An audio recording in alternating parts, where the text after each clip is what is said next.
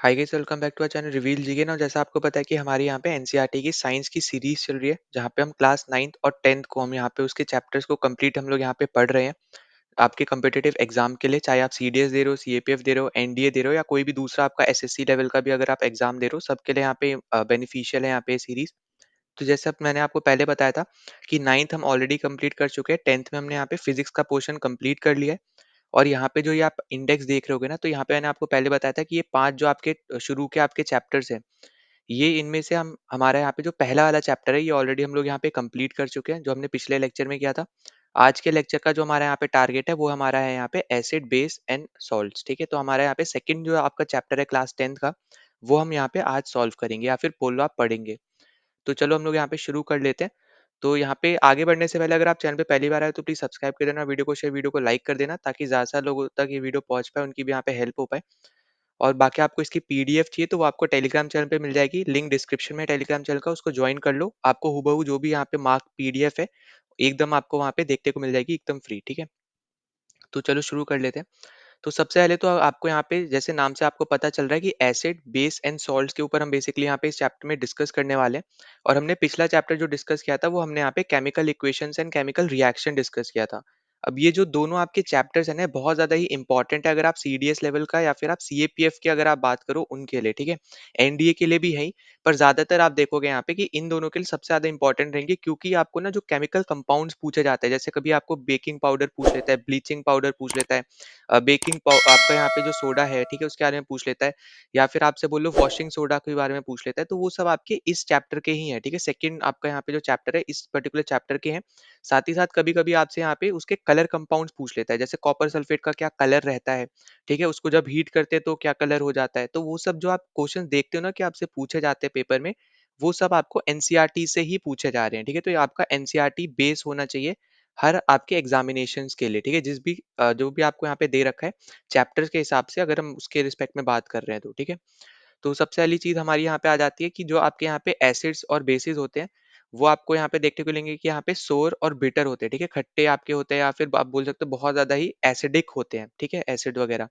अब इसी के रिस्पेक्ट में आपका यहाँ पे जो चीज है नीचे आपको यहाँ पे दे रखी है कि हम किससे पता करते हैं कि ये वाला सब्सटेंस या फिर बोल लो ये वाला सोल्यूशन आपका एसिडिक है और ये वाला आपका बेसिक है, या फिर कोई भी आपका न्यूट्रल है। न्यूट्रल मतलब होता है ना तो वो एसिडिक है, ना ही वो आपका बेसिक है। ठीक है, एक तरीके से आप ऐसे समझो।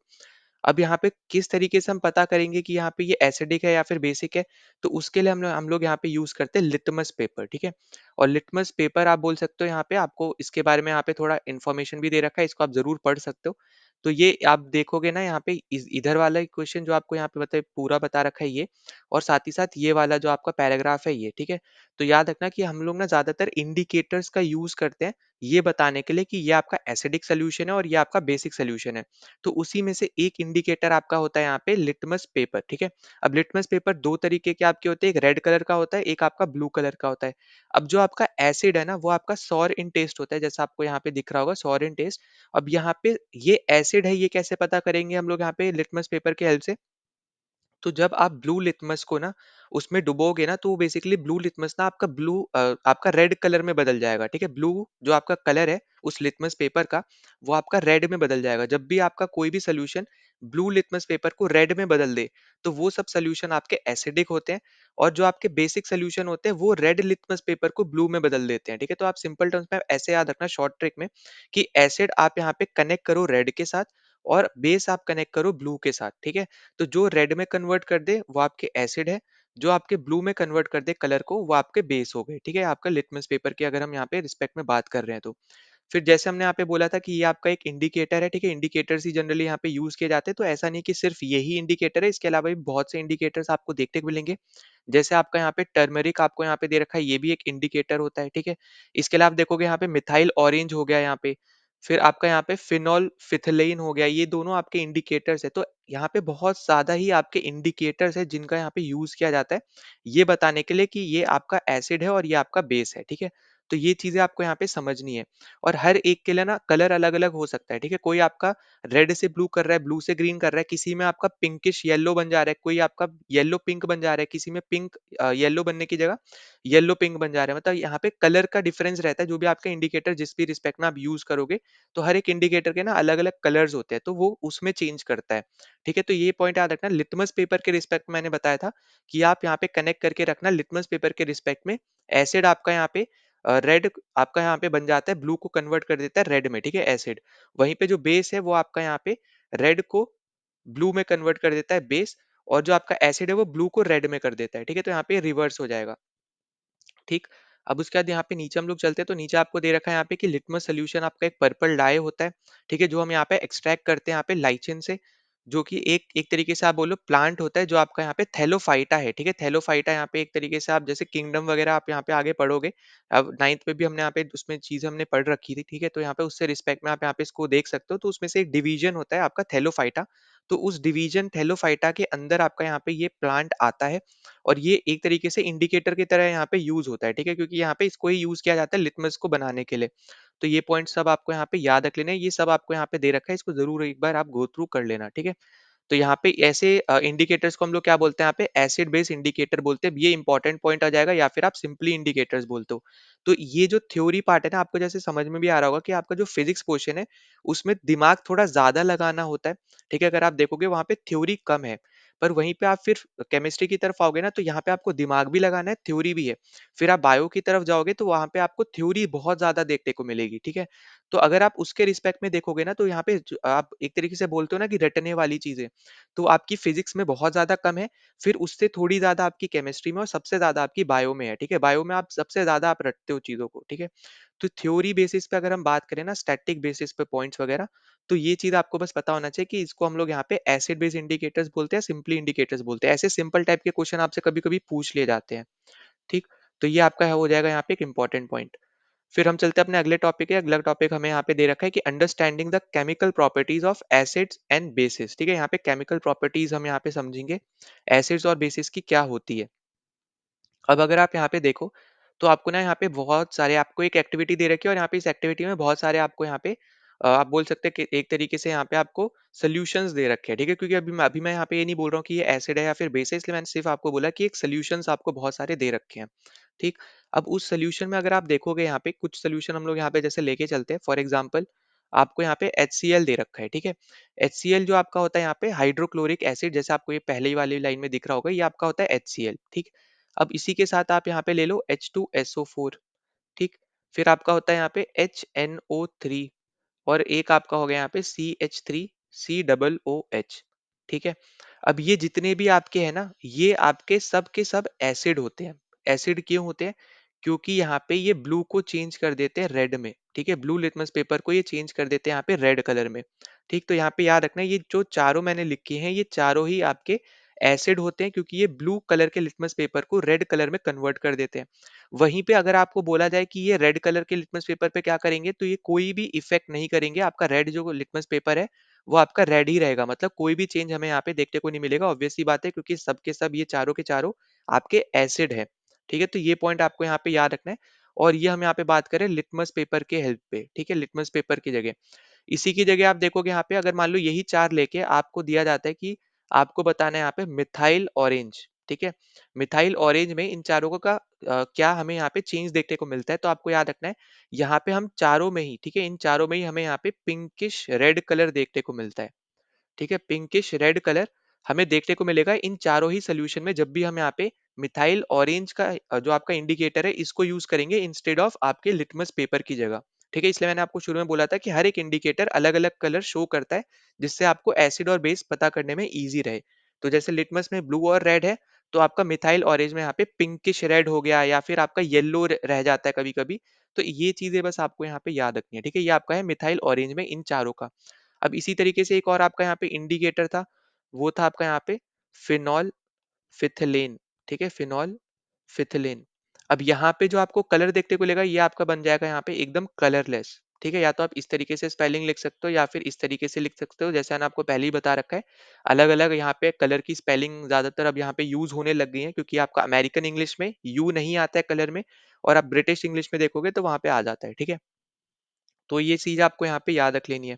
अब हमने यहाँ पे देखो 4 एसिड्स लिए थे, जिसके जैसे हमने यहाँ पे बताया, आपके 3 इंडिकेटर्स की हेल्प से हमने बताया ये जो 4 हमने सॉल्यूशन लिए ये आपके यहाँ पे एसिड है। तो हमने कैसे बताया, लिटमस आपका ब्लू में रेड कन्वर्ट कर दिया था, ठीक है? और फिर आपका जो मिथाइल ऑरेंज था इसने यहाँ पे हमें पिंकिश रेड कलर दिया, और फिथलीन आपका यहाँ पे जो था फिनॉल फिथलीन, इसने यहाँ पे कलरलेस सॉल्यूशन दिया, ठीक है? तो इससे हमें पता चला कि ये सब आपके यहाँ पे आपके जितने भी आपको चारों सॉल्यूशन दे रखे हैं, ये सब के सब आपके यहाँ पे एसिड्स हैं, ठीक है? तो ये पॉइंट्स आपको यहाँ पे याद रखने हैं। अब इसी के बाद आप देखोगे यहाँ पे जो आपको और भी चीजें आगे दे रखी हैं उनके बारे में हम थोड़ा यहाँ पे देख लेते हैं। अब जैसे आपको एक दे रखा है यहाँ पे NaOH, ठीक है? यहाँ पे सोडियम हाइड्रोक्साइड। फिर आपको यहाँ पे एक दे रखा है पोटेशियम हाइड्रोक्साइड, ठीक है? यहाँ पे KOH पोटेशियम हाइड्रोक्साइड। फिर आपको एक दे रखा है यहाँ पे मैग्नीशियम हाइड्रोक्साइड। फिर आगे आपको दे रखा है यहाँ पे NH4OH, जो आपको लास्ट दे रखा है ना, अमोनियम हाइड्रोक्साइड। फिर लास्ट आपको एक दे रखा है यहाँ पे CaOH ट्वाइस, ठीक है? जो आपका बन जाता है यहाँ पे कैल्शियम हाइड्रोक्साइड। तो अब ये जितने भी आप देखो ना, ये सब के सब में आपको हाइड्रोक्साइड देखने को मिल रहा है, ठीक है? तो आप इस तरीके से भी थोड़ा आइडिया लगा सकते हो, वरना याद रखना ये सब के सब आपके यहाँ पे बेस है, जो रेड को ब्लू में कन्वर्ट कर देंगे। लिटमस पेपर की जब हम यहाँ पे बात करेंगे उसमें, जब हम यहाँ पे बात करेंगे मिथाइल ऑरेंज की, तो ये आपके यहाँ पे येलो कलर में ही रहेंगे, ठीक है? येलो कलर का सोल्यूशन आपको यहाँ पे देंगे। फिर वहीं पे अगर हम बात करें फिनॉल फिथलेन की, तो यहाँ पे आपका रेड टू पिंक कलर का आपको यहाँ पे देखने को मिलेगा, ठीक है? रेड टू पिंक कलर के बीच की जो शेड होगी, जो भी कलर की, वो हमें यहाँ पे देखने को मिलती है जब हम बात करते हैं यहाँ पे फिनॉल फिथलेन की, ठीक? तो ये सब आपके यहाँ पे इंपॉर्टेंट है, तो प्लीज इनको भूलना नहीं है आपको बिल्कुल भी। तो यहाँ पे मैं लिख भी दे रहा हूँ, ये आपका है यहाँ पे फिनॉल फिथलेन, ठीक है? फिनॉल फिथलेन। और ये वाला है आपका मिथाइल ऑरेंज, मिथाइल ऑरेंज, ठीक है? और ऊपर वाला आपका है यहाँ पे लिटमस, ठीक है? लिटमस का अगर हम बात करें तो रेड को आपका ब्लू में कर देता है, और नीचे वाला आपका यहाँ पे मिथाइल ऑरेंज में वो येलो ही रहता है, और लास्ट आपका है फिनॉल फिथलिन, जो आपका यहाँ पे एज एन इंडिकेटर यूज कर रहे हैं। तो यहाँ पे अगर आपको बेस बताना है तो वो सारे आपके वो सब बेसिस आपके माने जाएंगे जहाँ पे आपको रेड टू पिंक कलर की शेड देखने को मिलेगी फिनॉल फिथलिन में, ठीक है? तो ये 3 तरीके के आपके इंडिकेटर थे, ये सब आपको सॉल्यूशन दे रखे थे। तो इनको आप जरूर एक बार यहाँ पे गो थ्रू भी कर लेना, यहाँ पे मैंने आपको लिखवा भी दिया है, ठीक है? ये सब आपके इंपॉर्टेंट है, हो सकता है यहाँ पे आपसे डायरेक्ट भी पूछ लिया जाए आपके एग्जाम में। अब इन्हीं सबको हम लोग यहाँ पे बोलते हैं ऑल फैक्टरी इंडिकेटर्स, ठीक है? तो यहाँ पे ये भी पॉइंट आपको याद रखना है। तो ऑल फैक्टरी इंडिकेटर्स जो बेसिकली होते हैं, ये आपको पता होना चाहिए कि ये सब आपके ऐसे इंडिकेटर्स होते हैं जिनके हेल्प से हम, मतलब इनमें ना स्मेल जब आने लग जाती है, तो स्मेल के हेल्प से ही हम यहाँ पे चीजों को बता सकते हैं कि एसिड है या फिर बेस है, ठीक है? मतलब यहाँ पे जिसकी भी स्मेल यहाँ पे एक तरीके से आप देखोगे यहाँ पे कि फॉर एग्जांपल आपका जैसे अनियन है, ठीक है? अनियन भी एज एन इंडिकेटर यूज होता है। आपका वेनिला जो है वो भी आपका एज एन इंडिकेटर यूज होता है, ठीक है? तो जब इन दोनों में ना आपको यहाँ पे स्मेल आने लग जाएगी ना, तो हर एक स्मेल आपकी अलग-अलग तरीके की आपकी स्मेल आती है। तो जिसकी वजह से हमें यहाँ पे ये हम बता पाते हैं कि ये भी आपका एक तरीके का क्या है, यहाँ पे इंडिकेटर है। उसकी वजह से हम लोग यहाँ पे ये एसिडिक है, बेसिक है, ये सब भी हम यहाँ पे चीज़ों को बता पाते हैं। ठीक है? तो ये पॉइंट भी आपको यहाँ पे याद रख लेना है, ये सब भी आपका यहाँ पे इम्पोर्टेंट है। ठीक? तो इन सबको हम लोग बोलते हैं यहाँ पे ऑल फैक्टरी इंडिकेटर्स। ठीक? और वही है, देखो यहाँ पे आपको वही चीज़ समझा रखी है, वेनिला, ओनियन और क्लोव वाला। तो ये सब आपके ऑल फैक्टरी इंडिकेटर्स हैं, क्योंकि हमें यहाँ पे स्मेल आने लगती है, उसकी वजह से हम लोग यहाँ पे चीज़ों को पहचान सकते हैं। ठीक है? फिर हम आगे चल लेते हैं, तो आगे देखोगे आप यहाँ पे अगला टॉपिक आपको दे रखा है, how do acid and bases react with metal. ठीक? अब यहाँ पे अगर हम इसके रिस्पेक्ट में बात कर लेते हैं, हमने यहाँ पे ये वाला तो कर ही लिया है, ठीक है? अब उसके बाद यहाँ पे हम बात करें how do acids and bases react with metal. तो इसके केस में ना हमें यहाँ पे आपको एक एक्टिविटी दे रखी है। एक्टिविटी में आपको डाइल्यूट सल्फ्यूरिक एसिड दे रखा है, और आपको जिंक के ग्रेन्यूल्स दे रखे हैं, तो जिंक के पार्टिकल्स आप बोल सकते हो एक तरीके से, या फिर जिंक आपको दे रखा है, ठीक है? पीसेस दे रखे हैं जिंक के। तो ये दो चीजें आपको यहाँ पे दे रखी है। आपको देखो हमेशा याद रखना है कि जब आप डाइल्यूट सल्फ्यूरिक एसिड में ना, मतलब जब आप यहाँ पे जिंक ग्रेन्यूल्स पे डाइल्यूट सल्फ्यूरिक एसिड डालोगे, तो ना यहाँ पे जिंक ग्रेन्यूल्स के पास ना आपको बबल्स देखने को मिलते हैं, ठीक है? ये हमने यहाँ पे पिछले ही चैप्टर में किया था, आपको यहाँ पे याद भी रहना चाहिए। तो हमें यहाँ पे क्या देखने को मिलते हैं, बबल्स देखने को मिलते हैं। क्यों देखने को मिलते हैं? क्योंकि यहाँ पे H2 गैस, मतलब हाइड्रोजन जो है वो आपका यहाँ पे रिलीज होता है, ठीक है? ये आपका क्या होता है, यहाँ पे रिलीज होता है। तो ये सब आपके यहाँ पे इंपॉर्टेंट पॉइंट है। इसी की वजह से हमें यहाँ पे यहाँ पे जो ज़िंक ग्रैन्यूल्स है, जब आप इस पे डाइल्यूट सल्फ्यूरिक एसिड डालते हो तो हमें यहाँ पे बबल्स देखने को मिलते हैं। वही सेम चीज़ आपको यहाँ पे दे रखी है। बाकी फिर हमने यहाँ पे ये भी देखा था कि आपका यहाँ पे ऑक्सीजन और एक तरफ आपका यहाँ पे आपका हाइड्रोजन होता है। तो जब आप बर्निंग कैंडल लेके जाते हो तो आपका हाइड्रोजन जो यहाँ पे होता है वो बर्न हो जाती है ना? तो यहाँ पे एकदम ये हम पहले भी यहाँ पे कर चुके हैं, वरना आपका यहाँ पे जो दूसरी तरफ जो ऑक्सीजन होता है वो आपकी बर्न नहीं होती है। तो ये वाली एक्टिविटी तो हम यहाँ पे पहले भी कर चुके हैं, ठीक है? ये आपको यहाँ पे याद ही रहनी चाहिए, पिछले चैप्टर में हमने यहाँ पे करी थी, ठीक? अब देखोगे उसके बाद तो आपके यहाँ पे अब यहाँ पे इंपॉर्टेंट चीज़ें शुरू हो जाती हैं और ज़्यादा। क्यों इंपॉर्टेंट बोल रहा हूँ? क्योंकि ऐसे टाइप के क्वेश्चन कभी-कभी आपसे पूछ लिए जाते हैं यहाँ पे कि जब आप एक मेटल को आप यहाँ पे एसिड के साथ रिएक्ट करवाते हो तो हमें यहाँ पे क्या-क्या चीज़ें देखने को मिलती है, आपको डायरेक्टली ऐसे पूछता है, ठीक है? तो आपको यहाँ पे ये जो आपको केमिकल इक्वेशन आप एक तरीके से इसको बोल सकते हो, जो आपको दे रखी है याद रखना कि जब आपका मेटल एक एसिड के साथ रिएक्ट करेगा ना, तो आपको हाइड्रोजन गैस मिलेगी और सॉल्ट मिलेगा, ठीक है? तो ये सबसे ज़्यादा इंपॉर्टेंट है, आपको कभी-कभी एक बार यहाँ पे ऐसा ही पूछा गया है पहले भी कि आपको जब आपका एसिड मेटल के साथ रिएक्ट करता है तो कौन-सी गैस निकलती है? ठीक है? तो गैस कौन-सी निकलती है, अब आपको यहाँ पे याद रहना चाहिए, वो आपका है यहाँ पे हाइड्रोजन गैस, ठीक है? तो ये बहुत ज़्यादा इंपॉर्टेंट चीज़ें हैं, इनको प्लीज़ बिल्कुल भी आपको यहाँ पे भूलना नहीं है और बाकी तो आपका एक सॉल्ट निकलता ही है, वो तो आपको पता ही होना चाहिए, ठीक है? वो आपका यहाँ पे जो भी मेटल यूज़ हो रहा होगा, उसके ऊपर डिपेंड करता है और जो भी आपका एसिड यूज़ हो रहा होगा, उन दोनों के ऊपर डिपेंड करता है, ठीक है? एसिड और मेटल के ऊपर डिपेंड करता है कि कौन-सा सॉल्ट निकलेगा, तो वो अलग चीज़ है। पर आपको ये ज़रूर पता होना चाहिए कि आपका यहाँ पे हाइड्रोजन गैस ज़रूर निकलता है, ठीक है? जब भी आप एसिड को मेटल के साथ रिएक्ट करवाते हो तो। तो ये सब आपके यहाँ पे ऊपर चीज़ें दे रखी हैं, इनको आप ज़रूर एक बार गो थ्रू कर लेना। फिर नीचे हम लोग यहाँ पे चल लेते हैं, नीचे आपको देखो आपको एक एक्टिविटी और दे रखी है, यहाँ पे आपको बोला है कि आपके पास ज़िंक मेटल के ग्रैन्यूल्स हैं, सोडियम हाइड्रॉक्साइड सॉल्यूशन आपको दे रखा है, फिर आप जब इसको वार्म करते हो तब आपको यहाँ पे क्या देखने को मिलता है, तो देखो यहाँ पे आपको एक रिएक्शन देखने को मिल रहा होगा। तो ये इसी का ही रिएक्शन केमिकल रिएक्शन है जो आपको यहाँ पे नीचे इन्होंने लिख के दे रखा है। तो ये आपका हो गया यहाँ पे सोडियम हाइड्रॉक्साइड, ठीक है? ये आपका हो गया सोडियम हाइड्रॉक्साइड, ये आपका हो गया ज़िंक। तो जब आप इन दोनों के बीच में जब आप रिएक्शन करवाओगे, ठीक है? इन दोनों के बीच में जब रिएक्शन होगा, तो ये क्या करेगा, जैसे मैंने आपको ऊपर बताया था कि मेटल जब भी होगा ना, तो मेटल जब भी आप एसिड के साथ रिएक्ट करवाओगे, तो वो एक हाइड्रोजन गैस देगा, ठीक है? अब यहाँ पे आपको सीधे-सीधे दिख रहा है NaOH जो है आपका, ये एक तरीके का आपका एसिड होता है, ठीक है? एसिड होता है, ये आपको पता होना चाहिए, ठीक है? अब यहाँ पे जो ये H है, अगर आप क्लियरली देखो जैसे हमने ऊपर डिस्कस किया था कि ये आपका जब भी मेटल मेटल क्या है आपका ज़िंक है, मेटल जब भी आपका एसिड के साथ रिएक्ट होगा, तो आपका हाइड्रोजन गैस देगा। अब हाइड्रोजन इसके साथ है तो ऑब्वियस सी बात है यहाँ से ये हाइड्रोजन हटेगा फिर जाके वहाँ पे जो प्रोडक्ट है उसमें वो दिखाई देगा, है ना? मतलब अलग से आपका तभी तो हाइड्रोजन वो प्रोड्यूस हो रहा है वहाँ पे। तो ये पॉइंट आपको यहाँ पे याद रखना है कि ये जो ज़िंक है ना, ये आपका हाइड्रोजन की प्लेस पे आ जाएगा, ठीक है? तो यहाँ पे इसलिए आपका ये सोडियम ज़िंकेट का फ़ॉर्मूला बनेगा यहाँ पे Na2ZnO2 और हाइड्रोजन आपका अलग होके सेपरेट बन जाएगा, ठीक है? तो यहाँ पे इसलिए मैंने बोला था आपको पता होना चाहिए कि जब भी मेटल को एसिड के साथ रिएक्ट करवाओगे, तो आपको हमेशा एक सॉल्ट तो देखने को मिलेगा, जो आपको यहाँ देखने को मिल रहा है, ये आपका सॉल्ट है और आपको हाइड्रोजन गैस तो देखने को मिलेगी ही मिलेगी, ठीक है? तो ये पॉइंट आपके लिए यहाँ पे इम्पोर्टेंट है, जो आपको यहाँ पे याद रख लेना है, ठीक है? अब उसके बाद आपको यहाँ पे आगे हम बात करते हैं यहाँ पे तो नेक्स्ट आपको यहाँ पे दे रखा है कि अब यहाँ ये पॉइंट इंपॉर्टेंट है जो याद रखना कि हर एक मेटल के साथ ऐसी चीजें पॉसिबल नहीं है, तो ये पॉइंट आपका यहाँ पे एक इंपॉर्टेंट है जो आप यहाँ पे याद रख सकते हो जरूर, ठीक है? ऐसे टाइप के रिएक्शंस हर एक मेटल्स के साथ पॉसिबल नहीं है, ठीक है? फिर नेक्स्ट आपको एक टॉपिक दे रखा है यहाँ पे कि how do metal carbonates and metal hydrocarbonates react with acid, ठीक है? आपके जो भी मेटल कार्बोनेट्स हैं, जैसे आपका सोडियम कार्बोनेट हो गया एक तरीके से, तो ये आपका फॉर एग्जांपल इस तरीके की आपकी जितनी भी चीजें हैं, तो ये और आपके हाइड्रोजन कार्बोनेट्स ये किस तरीके से रिएक्ट करते हैं एसिड के साथ। अब देखो इसको भी समझाने के लिए आपको एक्टिविटी दी है और उसकी एक्टिविटी के आपको दो रिएक्शन यहाँ पे दे रखे हैं। एक टेस्ट ट्यूब में आपको यहाँ पे सोडियम कार्बोनेट देखने को मिल रहा है HCl के साथ, HCl आपका यहाँ पे हो गया, ठीक है? और इसी की वजह से आप देखोगे यहाँ पे कि आपको ना देखने को मिलेगा कि आपका जो Na है, ये आपका यहाँ पे Cl के साथ लिंक कर जाएगा, ठीक है? अब ये सब कैसे हो रहा है, ये हमने पिछले चैप्टर में देखा था, जहाँ हमने टाइप्स ऑफ रिएक्शंस पढ़े थे, decomposition reaction, displacement reaction, double displacement reaction, combination reaction.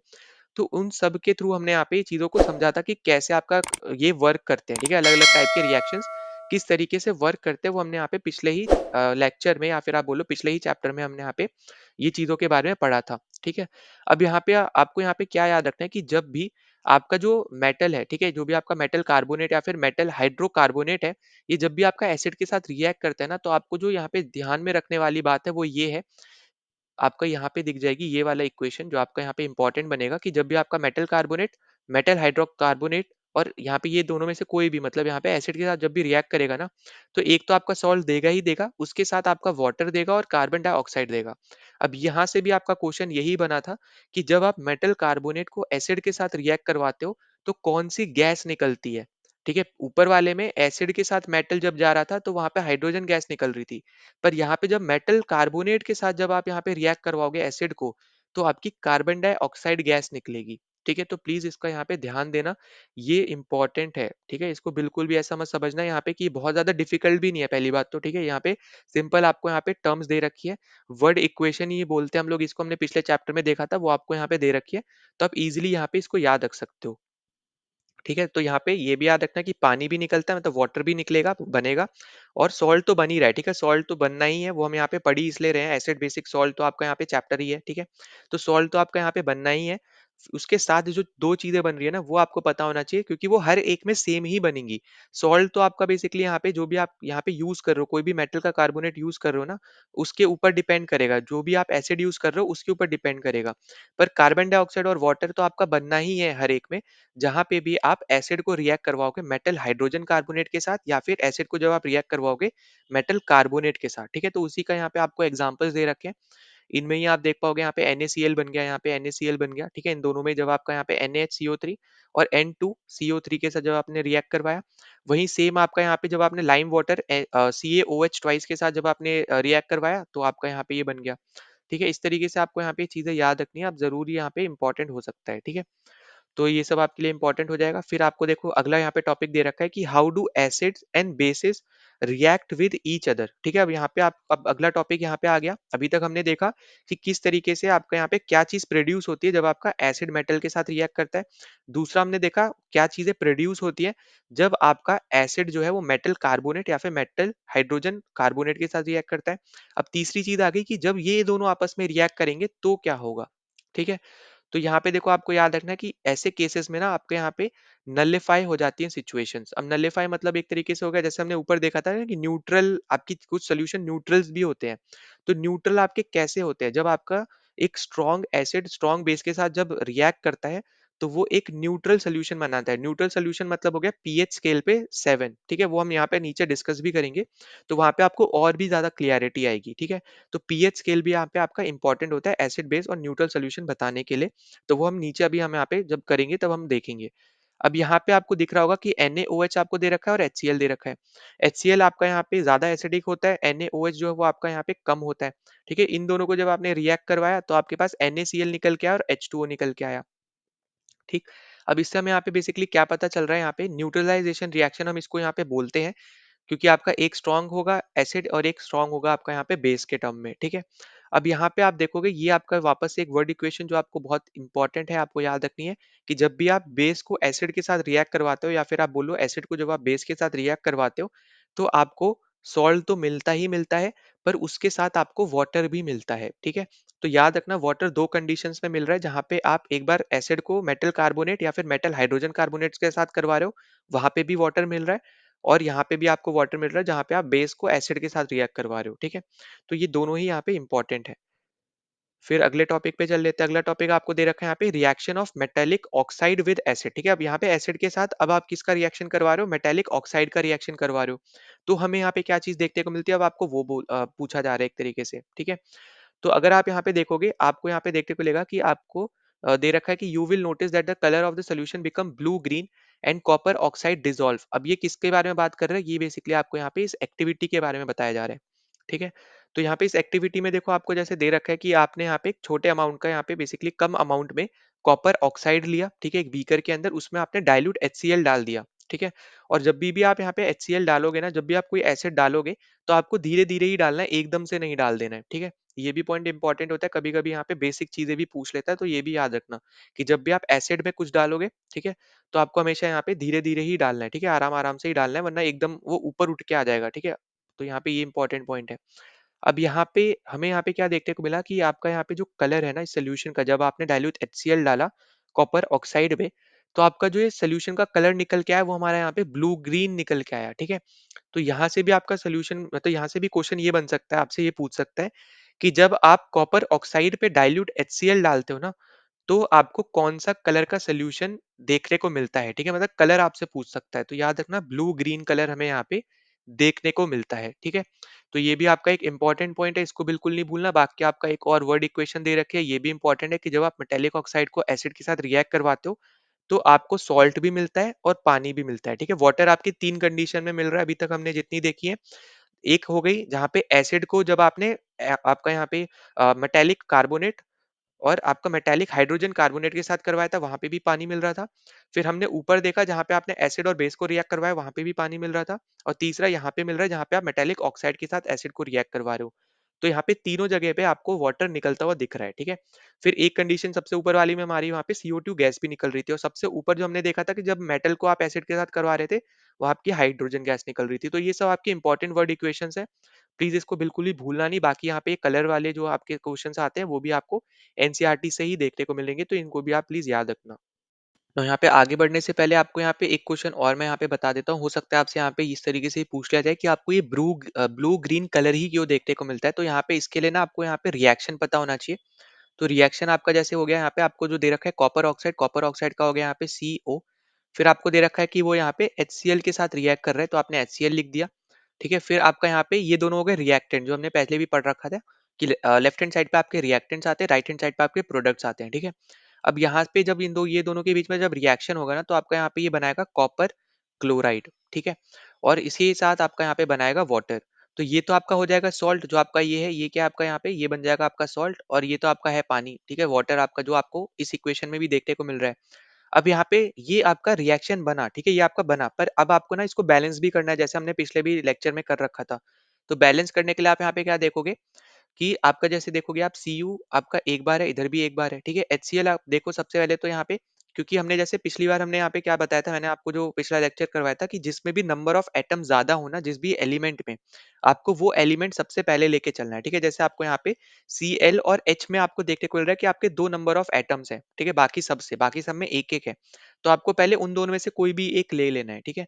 अब जैसे हम लोग इस केस में HCl की मतलब हम लोग यहाँ पे Cl ले रहे हैं फॉर एग्जाम्पल, ठीक है। तो Cl आपका राइट हैंड साइड में दो है, इधर सिर्फ आपका एक है, तो इसके साथ आगे आप क्या करोगे, यहाँ पे कोफिशिएंट में आप यहाँ पे दो लगा दोगे। तो HCl अब आपके दो हो गए, H भी आपके दो हो गए, और इधर भी आपका H2 था, ठीक है। तो यहाँ पे अब आपकी इक्वेशन जो ये बनी, ये आपकी बैलेंस इक्वेशन बनी। अब जो यहाँ पे ये सॉल्ट प्रोड्यूस हो रहा है ना, ये CuCl2, इसी की वजह से आपको यहाँ पे ब्लू ग्रीन कलर देखने को मिलता है, ठीक है। तो यही पॉइंट इंपॉर्टेंट है जो आपको याद रखना है कि जब आप कॉपर ऑक्साइड पे आप HCl डालते हो ना, तो उसका जो ब्लू ग्रीन कलर हो जाता है, वो बेसिकली इसलिए ही होता है क्योंकि वहां पे कॉपर क्लोराइड आपकी बन जाती है, ठीक है। तो ये पॉइंट आपके लिए इंपॉर्टेंट है जो मुझे यहाँ पे बताना था। तो ये कलर भी याद रखना, किसकी वजह से होता है ये भी याद रखना है, ये आपका वर्ड इक्वेशन जो है ये भी आपको यहाँ पे याद रख लेनी है। फिर अगले टॉपिक पे चलते हैं। अगला टॉपिक आपको दे रखा है reaction of a non metallic oxide with base, ठीक है। अब बेस के साथ आप यहाँ पे नॉन मेटेलिक ऑक्साइड का जब आप रिएक्शन करवाओगे, तो आपको यहाँ पे क्या देखने को मिलता है। आप अब आपको यहाँ पे ये पूछा जा रहा है एक तरीके से, ठीक है। अब यहाँ पे अगर आप देखो, आपको दे रखा है कि जो आपका कैल्शियम हाइड्रोक्साइड है, वो आपका एक बेस होता है, ठीक है। जब आप उसको कार्बन डाइऑक्साइड के साथ रिएक्ट करवाते हो, तो आपका सॉल्ट और वाटर निकल के आता है, ठीक है। यहाँ पे आपको लिख के बता दे रहा हूँ बेसिकली यहाँ पे क्या आपसे बोला जा रहा है। तो यहाँ पे आपसे बोल रहा है कि जो आपका कैल्शियम हाइड्रोक्साइड है, जो अभी हमने ऊपर भी देखा था, कैल्शियम हाइड्रोक्साइड इस तरीके से लिखते हैं। इसको जब आप कार्बन डाइऑक्साइड के साथ रिएक्ट करवाते हो, जो आपको यहाँ पे दे रखा है, ठीक है, ये आपको यहाँ पे ये वाली लाइंस में लिख रहा हूँ, ठीक है, यहाँ पे इक्वेशन बना के। तो यहाँ पे इसने क्या बताया कि यहाँ पे ना आपका एक तो बन जाता है यहाँ पे सॉल्ट, और एक आपका बन जाता है यहाँ पे वाटर, ठीक है। एक आपका क्या बनेगा, एक आपका बन जाता है यहाँ पे सॉल्ट, और एक आपका यहाँ पे निकल के आता है वाटर, ठीक है। जो कि सेम रिएक्शन है जब हम यहाँ पे बेस और एसिड को मिलाते हैं, ठीक है। तो वही सेम चीज आपको यहाँ पे दे रखी है, जो आपको यहाँ पे इसमें इक्वेशन से आपके जो सॉल्ट और वाटर जैसे निकल के आ रहा है ना बेसिकली, तो ये एक तरीके से उसी तरीके से काम कर रहा है जिस तरीके से अभी हमने ऊपर देखा था, जहां पे आपका बेस और एसिड मिल रहे थे, ठीक है, रिएक्ट कर रहे थे आपस में। तो वहां पे सॉल्ट और आपका यहाँ पे वाटर निकल रहा था, तो वही सेम तरीके से यहाँ पे भी काम चल रहा है, ठीक है, यहाँ पे भी काम हो रहा है इसी सेम तरीके से। अब यहाँ पे आपको पता होगा कि जो नॉन मेटेलिक ऑक्साइड्स होती है ना, वो भी आपकी एसिडिक होती है नेचर में, ठीक है। अगर आपको नहीं पता है तो ये पॉइंट आपको यहाँ पे मैंने मार्क कर रखा है, इसको आप जरूर यहाँ पे नोट डाउन कर लेना कि जो नॉन मेटेलिक ऑक्साइड्स होती है, ठीक है, यहाँ से शुरू है ये, ठीक है, यहाँ से शुरू है। तो नॉन मेटेलिक ऑक्साइड्स जो होती हैं, वो आपकी एसिडिक होती है नेचर में, ये आपको पता होना चाहिए, ठीक है। फिर हम आगे चलते हैं यहाँ पे अगले टॉपिक पे। तो अगला टॉपिक आपको यहाँ पे दे रखा है कि what do all acids and all basis have in common. ठीक है, क्या कॉमन होता है सारे एसिड्स में या फिर सारे बेसिस में। तो आपको याद रखना है सबसे पहले तो केमिकल प्रॉपर्टीज उनकी सिमिलर रहेगी। ठीक है, जितने भी आपके जैसे एसिड्स हो गए या फिर जितने भी बेसिस हो गए उन सब की यहाँ पे केमिकल प्रॉपर्टीज आपको देखने को मिलेगा कि यहाँ पे सिमिलर रहेगी। फिर आपको देखने को मिलेगा कि यहाँ पे जितने भी एसिड्स हैं वो सब जब भी मेटल के साथ रिएक्ट करेंगे तो आपको यहाँ पे क्या देखने को मिलेगा, हाइड्रोजन गैस निकलती हुई दिखेगी, जो हमने सबसे पहली कंडीशन पढ़ी थी कि जब भी आपका मेटल एसिड के साथ रिएक्ट करता है तो आपको वो यहाँ पे हाइड्रोजन गैस देता है ना। तो हमने वही सेम चीज आपको यहाँ पे देखने को मिल रहा है, वो आपकी एक सिमिलैरिटी है जहाँ पे आपका मेटल जब भी रिएक्ट करेगा एसिड के साथ तो वो आपको देखने को मिलेगा कि हाइड्रोजन गैस निकल रही है। ठीक है, तो ये पॉइंट आपका यहाँ पे इंपॉर्टेंट है। तो हाइड्रोजन एक तरीके से यहाँ पे कॉमन चीज हो गई जो यहाँ पे आपको बोल सकते हो कि एसिड्स के रिस्पेक्ट में। ठीक है, फिर आप आगे चलते हैं अगर हम, तो आगे अगर आप देखोगे तो यहाँ पे आपको क्या दे रखा है, एक सोल्यूशन बनाया है इन्होंने। सोल्यूशन में यहाँ पे आप देखोगे यहाँ पे ये अलग अलग चीजें यहाँ पे इन्होंने ले रखी है, बैटरी ले रखी है, बल्ब वगैरह ले रखा है, स्विच वगैरह ले रखा है, ये सब हमने यहाँ पे पिछले में कर रखा है। ठीक है, ये हम आपका आप इसको फिजिक्स से कनेक्ट कर सकते हो। ठीक है, जो हमने यहाँ पे इलेक्ट्रिसिटी वाला चैप्टर पढ़ा था ना फिजिक्स का सबसे पहले, तो उसके रिस्पेक्ट में आप इसको कनेक्ट कर सकते हो। इनको हम लोग क्या बोलते हैं, ये सब आपके होते हैं कन्वेंशनल सिंबल्स, आपको यहाँ पे याद भी रहना चाहिए ये सब। ठीक है, कि बल्ब को हम इस तरीके से बनाएंगे, स्विच को हम इस तरीके से बनाएंगे। ठीक है, या फिर आप बोलो बैटरी को हम इस तरीके से बनाएंगे, बड़ा वाला टर्मिनल आपका पॉजिटिव होता है, छोटा वाला आपका नेगेटिव होता है। तो ये सब आपके होते हैं कन्वेंशनल सिंबल्स, ये हम यहाँ पे पहले भी पढ़ चुके हैं। ठीक है, अब ये आपको यहाँ पे दे रखा है एक तरीके से एक्टिविटी के अंदर आपको यहाँ पे समझा रखा है। तो आपको यहाँ पे क्या दे रखा है उसके बारे में आपको हम लोग यहाँ पे अब थोड़ा डिस्कस कर लेते हैं। तो देखो सबसे पहले आपको दे रखा है यहाँ पे कि take solution of glucose, alcohol, आपका हाइड्रोक्लोरिक एसिड और सल्फ्यूरिक एसिड। ठीक है, इन सबको आपने यहाँ पे लिया सबसे पहले तो। फिर आपको बोला जा रहा है यहाँ पे कि उनमें आपने नेल्स डाल दी। ठीक है, आयरन नेल्स डाल दी, जो आपने यहाँ पे आपको दिख रही होंगी, ये दो नेल्स आपने यहाँ पे प्लेस कर दी।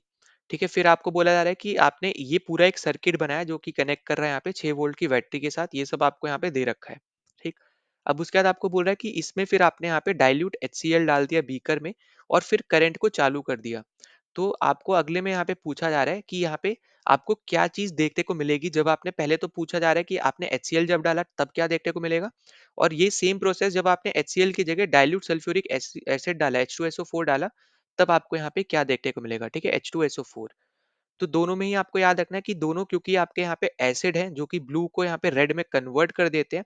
तो क्योंकि अब यहाँ पे ये दोनों एसिड्स है ना, यहाँ पे ये H प्लस आयंस जो होते हैं ना उनको ये रिलीज करते हैं। ठीक है, और इन्हीं H प्लस आयंस की वजह से आपकी जो इलेक्ट्रिसिटी है वो यहाँ पे आपको देखने को मिलती है। ठीक है, तो ये पॉइंट आपको यहाँ पे याद रख लेना है कि यहाँ पे जो आपका HCl है और H2SO4 है, ठीक है, डाइल्यूट HCl और डाइल्यूट H2SO4 जो है, ये दोनों आपके यहाँ पे H प्लस आयंस को यहाँ पे रिलीज करते हैं, क्योंकि दोनों ही आप देखोगे यहाँ पे कंसंट्रेटेड ही होते हैं एक तरीके से, है ना, और आपके यहाँ पे दोनों एसिड है, ब्लू को रेड में कन्वर्ट कर लेते हैं जो लिटमस पेपर है वो।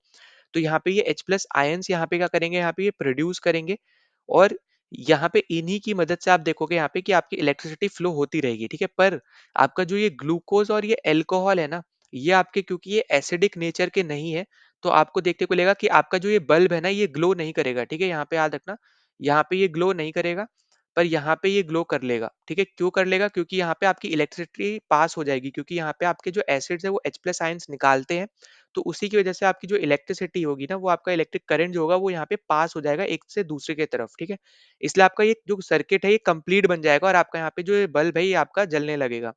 पर आपका ग्लूकोज और अल्कोहल ये आपके एसिडिक नहीं होते, तो ये H plus ions as such यहाँ पे नहीं निकालेंगे, और इसी की वजह से जो आपका ये बल्ब है ये आपका जलेगा नहीं। तो वही आपको यहाँ पे एक एक्टिविटी के थ्रू यहाँ पे समझाया गया है। ठीक है, तो ये मैंने आपको यहाँ पे बता दिया ग्लूकोज और अल्कोहल का तो यहाँ पे इन दोनों के बारे में बता दिया, तो ये भी पॉइंट आपको यहाँ पे याद रख लेना है। ठीक है, इसके अलावा आप यहाँ पे एक छोटा सा पॉइंट और याद रखना कि HCl और ड्राई HCl में फर्क होता है। ठीक है, ड्राई HCl आपका H प्लस आयंस नहीं निकालता है। ठीक है, ये आपका H प्लस आयंस नहीं निकालेगा, तो जब ये नहीं निकालेगा तो करंट भी यहाँ पे इसके हेल्प से फ्लो नहीं होगा। ठीक है, क्योंकि सर्किट ही कंप्लीट नहीं होगा। तो ये भी पॉइंट याद रखना कि आपको ना क्वेश्चन ढंग से पढ़ना है, क्या आपको डाइल्यूट HCl दे रखा है या फिर आपको ड्राई HCl दे रखा है। ठीक है, ड्राई दे रखा होगा तो सर्किट ही कंप्लीट नहीं होगा, क्योंकि वो H प्लस आयंस ही नहीं निकाल पाएगा, तो इसलिए आपका इलेक्ट्रिक करंट उससे फ्लो नहीं होगा, सर्किट आपका ब्रेक हो जाएगा, तो यहाँ पे बल्ब भी जलेगा नहीं। वहीं पे दूसरी तरफ आपका यहाँ पे सर्किट कंप्लीट रहेगा, क्योंकि वो H प्लस आयंस निकाल रहा है, तो बल्ब आपका यहाँ पे जलता हुआ नजर आएगा। ठीक है, तो ये सब आपके यहाँ पे इंपॉर्टेंट चीजें तब आपको यहाँ पे याद रख लेनी है। तो यही सब आप देखोगे यहाँ पे आपको वही सेम चीजें आपको दे रखी है कि bulb will start glowing in the case of acids. ठीक है, जो मैंने आपको बताया ग्लूकोज अल्कोहल के केस में वो कंडक्ट नहीं करेगी इलेक्ट्रिसिटी, क्योंकि वो H प्लस आयंस नहीं निकाल रहा है। ठीक, और क्योंकि वो एसिड है ही नहीं इसलिए वो H प्लस आयंस भी नहीं निकाल रहा है। तो ये सब मैंने आपको यहाँ पे बता दिए, वही सेम चीजें आपको यहाँ पे लिखी है, आप जरूर एक बार इसको गो थ्रू कर लेना। ठीक, फिर नेक्स्ट टॉपिक पे चलते हैं। नेक्स्ट टॉपिक आपको दे रखे हैं कि what happens to an acid और a base in a water solution. Water solution में एसिड और बेस को क्या होता है, ठीक है। तो ये चीजें आपको यहाँ पे पूछी जा रही है। तो सबसे पहली चीज आपको यहाँ पे, हम लोग यहाँ पे जैसे बात कर लेते हैं, सबसे पहले तो एसिड को क्या होगा। ठीक है, हम सबसे पहले एसिड को लेके चलते हैं। तो आपको यहाँ पे दिख रहा होगा हमने एसिड लिया HCl, इसको हमने यहाँ पे पानी में डाल दिया। ठीक है, अब जब हमने यहाँ पे इसको पानी में डाला ना, तो हमें यहाँ पे क्या देखने को मिला, हमें यहाँ पे H3O प्लस देखने को मिला और Cl नेगेटिव देखने को मिला। मतलब यहाँ पे सेपरेट हो गए, अलग अलग हो गए, है ना। तो हम यहाँ पे हमें एक तरीके से आप समझो, यहाँ पे हम जो बोलना चाह रहे हैं कि आपको ना हाइड्रोजन आयंस आपको बेसिकली यहाँ पे HCl में आपको देखने को मिलता है कि आपके पास हाइड्रोजन आयन है ना। तो इसी की वजह से आपका यहाँ पे एक हाइड्रोजन आयन प्रोड्यूस होगा। ठीक है, इस पर्टिकुलर आपके यहाँ पे रिएक्शन में, जहाँ पे आपने एसिड को वाटर के साथ जब आपने रिएक्ट करवाया, तो आपका क्या प्रोड्यूस होगा, आपका H प्लस आयन प्रोड्यूस होगा। ठीक है, जो कि आपको देखने को मिलेगा कि आपका, क्योंकि HCl जो आपका यहाँ पे, देखो ध्यान से सुनना, वापस बता रहा हूँ, HCl में आपका H आपको देखने को मिल रहा है ना। तो यहाँ पे क्या होगा कि जब आप पानी के साथ HCl को रिएक्ट करवाओगे ना, तो आपको यहाँ पे देखने को मिलेगा कि जो आपका ये H प्लस आयन है, ये आपका सेपरेट हो जाएगा HCl से। तो जब ये HCl से सेपरेट होगा, तो ये वापस आपका आगे जाके मिल जाएगा H2O में, और जब ये H2O में मिलता है, तो तभी जाके आपका ये H3O बन जाएगा। ठीक है, तो यहाँ का जो एक एटम है हाइड्रोजन का, वो आपका इसमें जाके मिल जाएगा, तभी ये 2 से 3 बन गया। और क्योंकि HCl आपका H हट गया है वहां से, इसलिए सिर्फ Cl रह गया। ठीक है, तो सिर्फ आपका क्लोरीन रह गया अलग से। तो यहाँ पे हमें ये चीज देखने को मिल रही है। ठीक है, वहीं पे अगर आप आगे देखोगे चीजों को, तो आप H3O को हम लोग किस नाम से जानते हैं, ये भी याद रखना, हाइड्रोनियम आयंस के नाम से हम लोग जानते हैं। और इसको आप यहाँ पे बनाते हो इस तरीके से, इस रिएक्शन से, जो हमने ऊपर भी देखा था वैसे तो, कि आपका एक H जो है यहाँ पे Cl में, HCl में, ये आपका जब आप सेपरेट करोगे, तो वो H2O में जाके मिलेगा, तो वो H3O बना देगा, मतलब हाइड्रोनियम आयन बना देगा। वही सेम चीज आपको समझाई जा रही है कि आप किस तरीके से आपको हाइड्रोनियम आयन देखने को मिलता है बनता हुआ। ठीक है, तो जब आप H2O में H प्लस आयन मिला देते हो, तब आपका H3O हाइड्रोनियम आयन आपका यहाँ पे बनता हुआ नजर आता है। अब उसके बाद आपको यहाँ पे दे रखा है NaOH। ठीक है, जब आपका यहाँ पे अब बात हो जाती है, जब आप बेस को ले लेते हो। ठीक है, तो जब आप बेस को वाटर में डिसॉल्व करते हो, तो आपको दिखेगा कि आपका जो बेस है ना, वो आपके टुकड़ों में अलग अलग हो जाता है, इस तरीके से कि Na अलग हो जाएगा, OH आपका अलग हो जाएगा। और ये जो आपकी रिएक्शन है, अब आपको ये बताना है कि आपका कौन से टाइप का रिएक्शन है, डिकम्पोजिशन है, कॉम्बिनेशन है, डिस्प्लेसमेंट है, डबल डिस्प्लेसमेंट है। ये हम पहले भी कर चुके हैं। ठीक है, तो आपको यहाँ पे ये चीज पता होनी चाहिए, आपको रिएक्शन देख के पता होना चाहिए कि क्या हो रहा है यहाँ पे, कौन से टाइप का रिएक्शन है ये। ठीक है, तो हमने यहाँ पे देखा कि आपका NaOH आपका दो टुकड़ों में अलग अलग टूट गया। इसी तरीके से आपका यहाँ पे पोटेशियम हाइड्रोक्साइड दे रखा है KOH। तो जब आप इसको वाटर में डालोगे, तो आपका ये इस तरीके से अलग अलग हो जाएगा, यहाँ पे K प्लस आयन अलग आ जाएगा और OH नेगेटिव आयन अलग आ जाएगा। यही सेम सिचुएशन आपका जब आप मैग्नीशियम हाइड्रोक्साइड में देखोगे, तो उसमें भी आपका हो जाएगा कि मैग्नीशियम अलग और फिर आपका हाइड्रोक्साइड अलग, है ना। तो ये पॉइंट याद रखना कि बेस में और एसिड में यहाँ पे क्या हो रहा है। ठीक है, एसिड में आपका यहाँ पे जो आयंस है, वो आपके एकदम ही सेपरेट हो जा रहे हैं। और वहीं पे जो दूसरी तरफ अगर हम यहाँ पे देखते हैं, H प्लस जो आपका है, वो आपका मिल जाता है वाटर के साथ आपके एसिड के कंडीशन में। जब आप पानी को जब आप मिलाते हो एसिड के साथ, तो आपका जो H प्लस आयन है, वो आपका पानी में मिल जाता है, तब आपका वो हाइड्रोनियम आयन बना देता है। पर बेस के केस में ऐसा नहीं हो रहा। बेस के केस में आपका वो ब्रेक हो जा रहा है, जो आपका यहाँ पे बेस आपको दे रखा है, वो आपका यहाँ पे ब्रेक हो जा रहा है। ठीक है, क्योंकि क्यों ब्रेक हो जा रहा है, क्योंकि यहाँ पे जो आपके बेस होते हैं, वो OH नेगेटिव आयन निकालते हैं। और वही चीज आपको यहाँ पे दे रखी है कि base generate hydroxide ions in water. ठीक है, तो ये पॉइंट इंपॉर्टेंट है। ऊपर वाला एसिड जो है वो H प्लस आयन बनाता है, तो यहाँ पे आपको एक चीज याद रखनी है। ठीक है, शॉर्ट ट्रिक में याद रखना, एसिड आपका H प्लस आयन देता है, और बेस आपका जो है, ये आपका OH नेगेटिव आयन देता है। ठीक है, तो यहाँ पे इससे ही आप यहाँ पे चीजों को याद रख सकते हो। H प्लस आपका मिलकर हाइड्रोनियम आयन बना देगा वाटर के साथ, और OH आपका यहाँ पे सेपरेट हो जाएगा इनसे, जब आप पानी के साथ मिला देते हो। ठीक है, तो वही सेम चीज आपको यहाँ पे बार बार लिखी हुई है, तो इसको प्लीज एक बार गो थ्रू कर लेना। और ये आपका वर्ड इक्वेशन है, जो हमने यहाँ पे पहले भी देखा था। जब आप एसिड को बेस के साथ बनाते हो, तो सॉल्ट आपका निकलता है और पानी आपका निकलता है। ठीक है, तो ये सब आपके यहाँ पे इंपॉर्टेंट चीजें होगी, जो आप एक बार जरूर गो थ्रू कर सकते हो। ठीक है, आप करना ही। ठीक है, अब उसके बाद हम आगे चलते हैं। आगे आपको अगला टॉपिक जो दे रखा है, तो आगे आपको यहाँ पे टॉपिक से पहले आपको यहाँ पे दे रखा है कि एक्सोथर्मिक क्या होता है। ठीक है, तो देखो यहाँ पे ना, हमने पिछले ही लेक्चर में पढ़ा था, एक्सोथर्मिक आपके वो सारे रिएक्शंस होते हैं जहाँ पे हीट प्रोड्यूस होती है, और एंडोथर्मिक वो सारे रिएक्शंस होते हैं जहाँ पे आपका हीट कंज्यूम होती है। ठीक है, तो सबसे पहले तो आपको यहाँ पे यही याद रख लेना है। दूसरा जैसे आपको यहाँ पे दे रखा है, the process of dissolving an acid और a base in water is highly exothermic one. मतलब क्या बोलना चाह रहा है यहाँ पे कि जहाँ पे आप एसिड या फिर बेस को जब पानी में आप डालते हो ना, डिसॉल्व करते हो, तो वहां पे बहुत ज्यादा हीट प्रोड्यूस होती है, इसीलिए इस पर्टिकुलर रिएक्शन को हम लोग यहाँ पे एक्सोथर्मिक रिएक्शन बोलते हैं। ठीक है, तो ये पॉइंट आपके लिए यहाँ पे इंपॉर्टेंट है। फिर बाकी आपको जैसे मैंने पहले बताया था कि जब भी आप एसिड में कुछ भी डाल रहे हो, ठीक है, मतलब जब भी आप यहाँ पे एसिड को जब आप डाल रहे हो यहाँ पे पानी में, ठीक है, जैसे आपको दे रखा है कि acid must always be added slowly. मतलब जब भी आप पानी में आप एसिड को डाल रहे हो या फिर किसी में भी आप एसिड को डाल रहे हो, तो आपको हमेशा ना धीरे धीरे डालना है, ताकि आप अगर एक साथ डाल दोगे ना, तो बेसिकली क्या होगा कि वो एकदम से ना ऊपर उठ के आएगा, आपके चेहरे पे आ सकता है, हाथ पे लग सकता है, तो आपको ना थोड़ी फिर जलन महसूस होने लग जाएगी। ठीक है, तो वो आपकी स्किन के लिए अच्छा नहीं होता। तो इसलिए आपके जो एसिड सोल्यूशन है, पहली बात तो आपको हमेशा ग्लव्स पहन के आपको यहाँ पे यूज करने होते हैं। दूसरा यहाँ पे कि जब भी आपको उनको यूज करना है, तो आपको धीरे धीरे ही उनको डालना है, चाहे बीकर में डाल रहे हो, टेस्ट ट्यूब में डाल रहे हो, किसी में भी डाल रहे हो, धीरे धीरे ही डालना होता है। ठीक है, तो ये पॉइंट सब आपको यहाँ पे याद रख लेना है, इनके ऊपर एक बार क्वेश्चन आया था। ठीक है, तो ये आपका यहाँ पे हो गया इंपॉर्टेंट। फिर आगे आपको यहाँ पे क्या दे रखा है कि मिक्सिंग एन एसिड और base with water result in decrease in the concentration of ion per unit volume. मतलब जब भी आप यहाँ पे एसिड और बेस को पानी के साथ मिलाते हो ना, तो आपको यहाँ पे देखने को मिलता है कि जो आपका कंसेंट्रेशन है आयन का H3O प्लस और OH नेगेटिव, ये आपके क्या हो जाते हैं, डिक्रीज हो जाते हैं। तो ऐसी चीजों को हम बेसिकली इनको हम बोलते हैं यहाँ पे डिल्यूशन। और यहाँ पे उन एसिड और उन बेस को बोला जाता है डिल्यूटेड। ठीक है, डाइल्यूटेड या फिर डिल्यूटेड, जैसे बोलो डाइल्यूटेड बोल सकते हो सिंपल टर्म्स में। तो इस प्रोसेस को हम बोलते हैं यहाँ पे डाइल्यूशन या फिर डिल्यूशन। और आपका जो एसिड और वो बेस है, उसको हम फिर बोलते हैं यहाँ पे डाइल्यूटेड। ठीक है, जब भी आप मिक्स करते हो एसिड और बेस को पानी के साथ, और उन्हीं इस पर्टिकुलर सोल्यूशन या फिर इस प्रोसेस की वजह से आपका जो H3O प्लस है और OH नेगेटिव है, वो आपके कम होने लगते हैं। आपके इस पर्टिकुलर चीज को हम बोलते हैं यहाँ पे डाइल्यूशन। और एसिड और बेस जो यहाँ पे यूज हो रहा है, उसको हम बोलते हैं यहाँ पे डाइल्यूटेड। ठीक है, तो ये सब आपको यहाँ पे याद रख लेना है। फिर यहाँ पे आ जाता है कि हम कैसे बताते हैं कि ये जो आपका एसिड और बेस है, ये कितना स्ट्रांग है। अब देखो, अभी तक हमने देखा कि किस तरीके से हम यहाँ पे इंडिकेटर्स की हेल्प से बता सकते हैं कि ये आपका एक एसिड सोल्यूशन है, ये आपका एक बेसिक सोल्यूशन है। फिर हमने उसके बाद हमने यहाँ पे देखा था कि कैसे कैसे अलग अलग के साथ अगर हम रिएक्ट करवाते हैं, तो कहीं पे आपका हाइड्रोजन गैस बन रही थी, कहीं पे आपकी कार्बन डाइऑक्साइड गैस बन रही थी पानी के साथ, कहीं पे आपका सिर्फ पानी बन रहा था। तो ये सब हमने यहाँ पे चीजों के बारे में हमने यहाँ पे पढ़ के अभी अभी हम यहाँ पे आए हैं। ठीक है, metallic oxide non metallic oxide के साथ, फिर सोडियम, आप सोडियम बोल रहे हैं यहाँ पे, मेटेलिक कार्बोनेट या फिर मेटेलिक हाइड्रोजन कार्बोनेट के साथ, या फिर मेटल जब एसिड के साथ करता है। तो ये सब अभी तक हम यहाँ पे पढ़ के आ रहे थे। ठीक है, अब ये हम यहाँ पे कैसे बताएं कि आपका ये कितना स्ट्रांग रहेगा, कोई भी अगर एसिड है या फिर कोई भी बेस है, तो कितना स्ट्रांग है और वो कितना वीक है। तो वो हम यहाँ पे बता पाते हैं विद द हेल्प ऑफ, और भी ज्यादा आप बोल सकते हो एक तरीके से, इंडिकेटर्स के साथ, जो ज्यादातर यूज होते हैं पीएच स्केल बताने में। ठीक है, तो पीएच स्केल अगर आप देखोगे ना, यहाँ पे 0 से 14 तक की आपकी पीएच स्केल रहती है। अगर जितना ज़्यादा आपका यहाँ पे देखोगे, सिंपल टर्म्स पे देखो, यहाँ पे बना दे रहा हूँ। इस तरीके से आप यहाँ पे याद रखना, ये 3 वैल्यूज़ आपको याद रखनी है बेसिकली। 7 आपका यहाँ पे जिस-जिस सॉल्यूशन का होगा, वो आपके सारे सॉल्यूशन न्यूट्रल रहते हैं। जिस-जिस सॉल्यूशन का 7 से कम होगा, मतलब 0 से 7 रहेगा, वो सब आपके एसिडिक रहते हैं।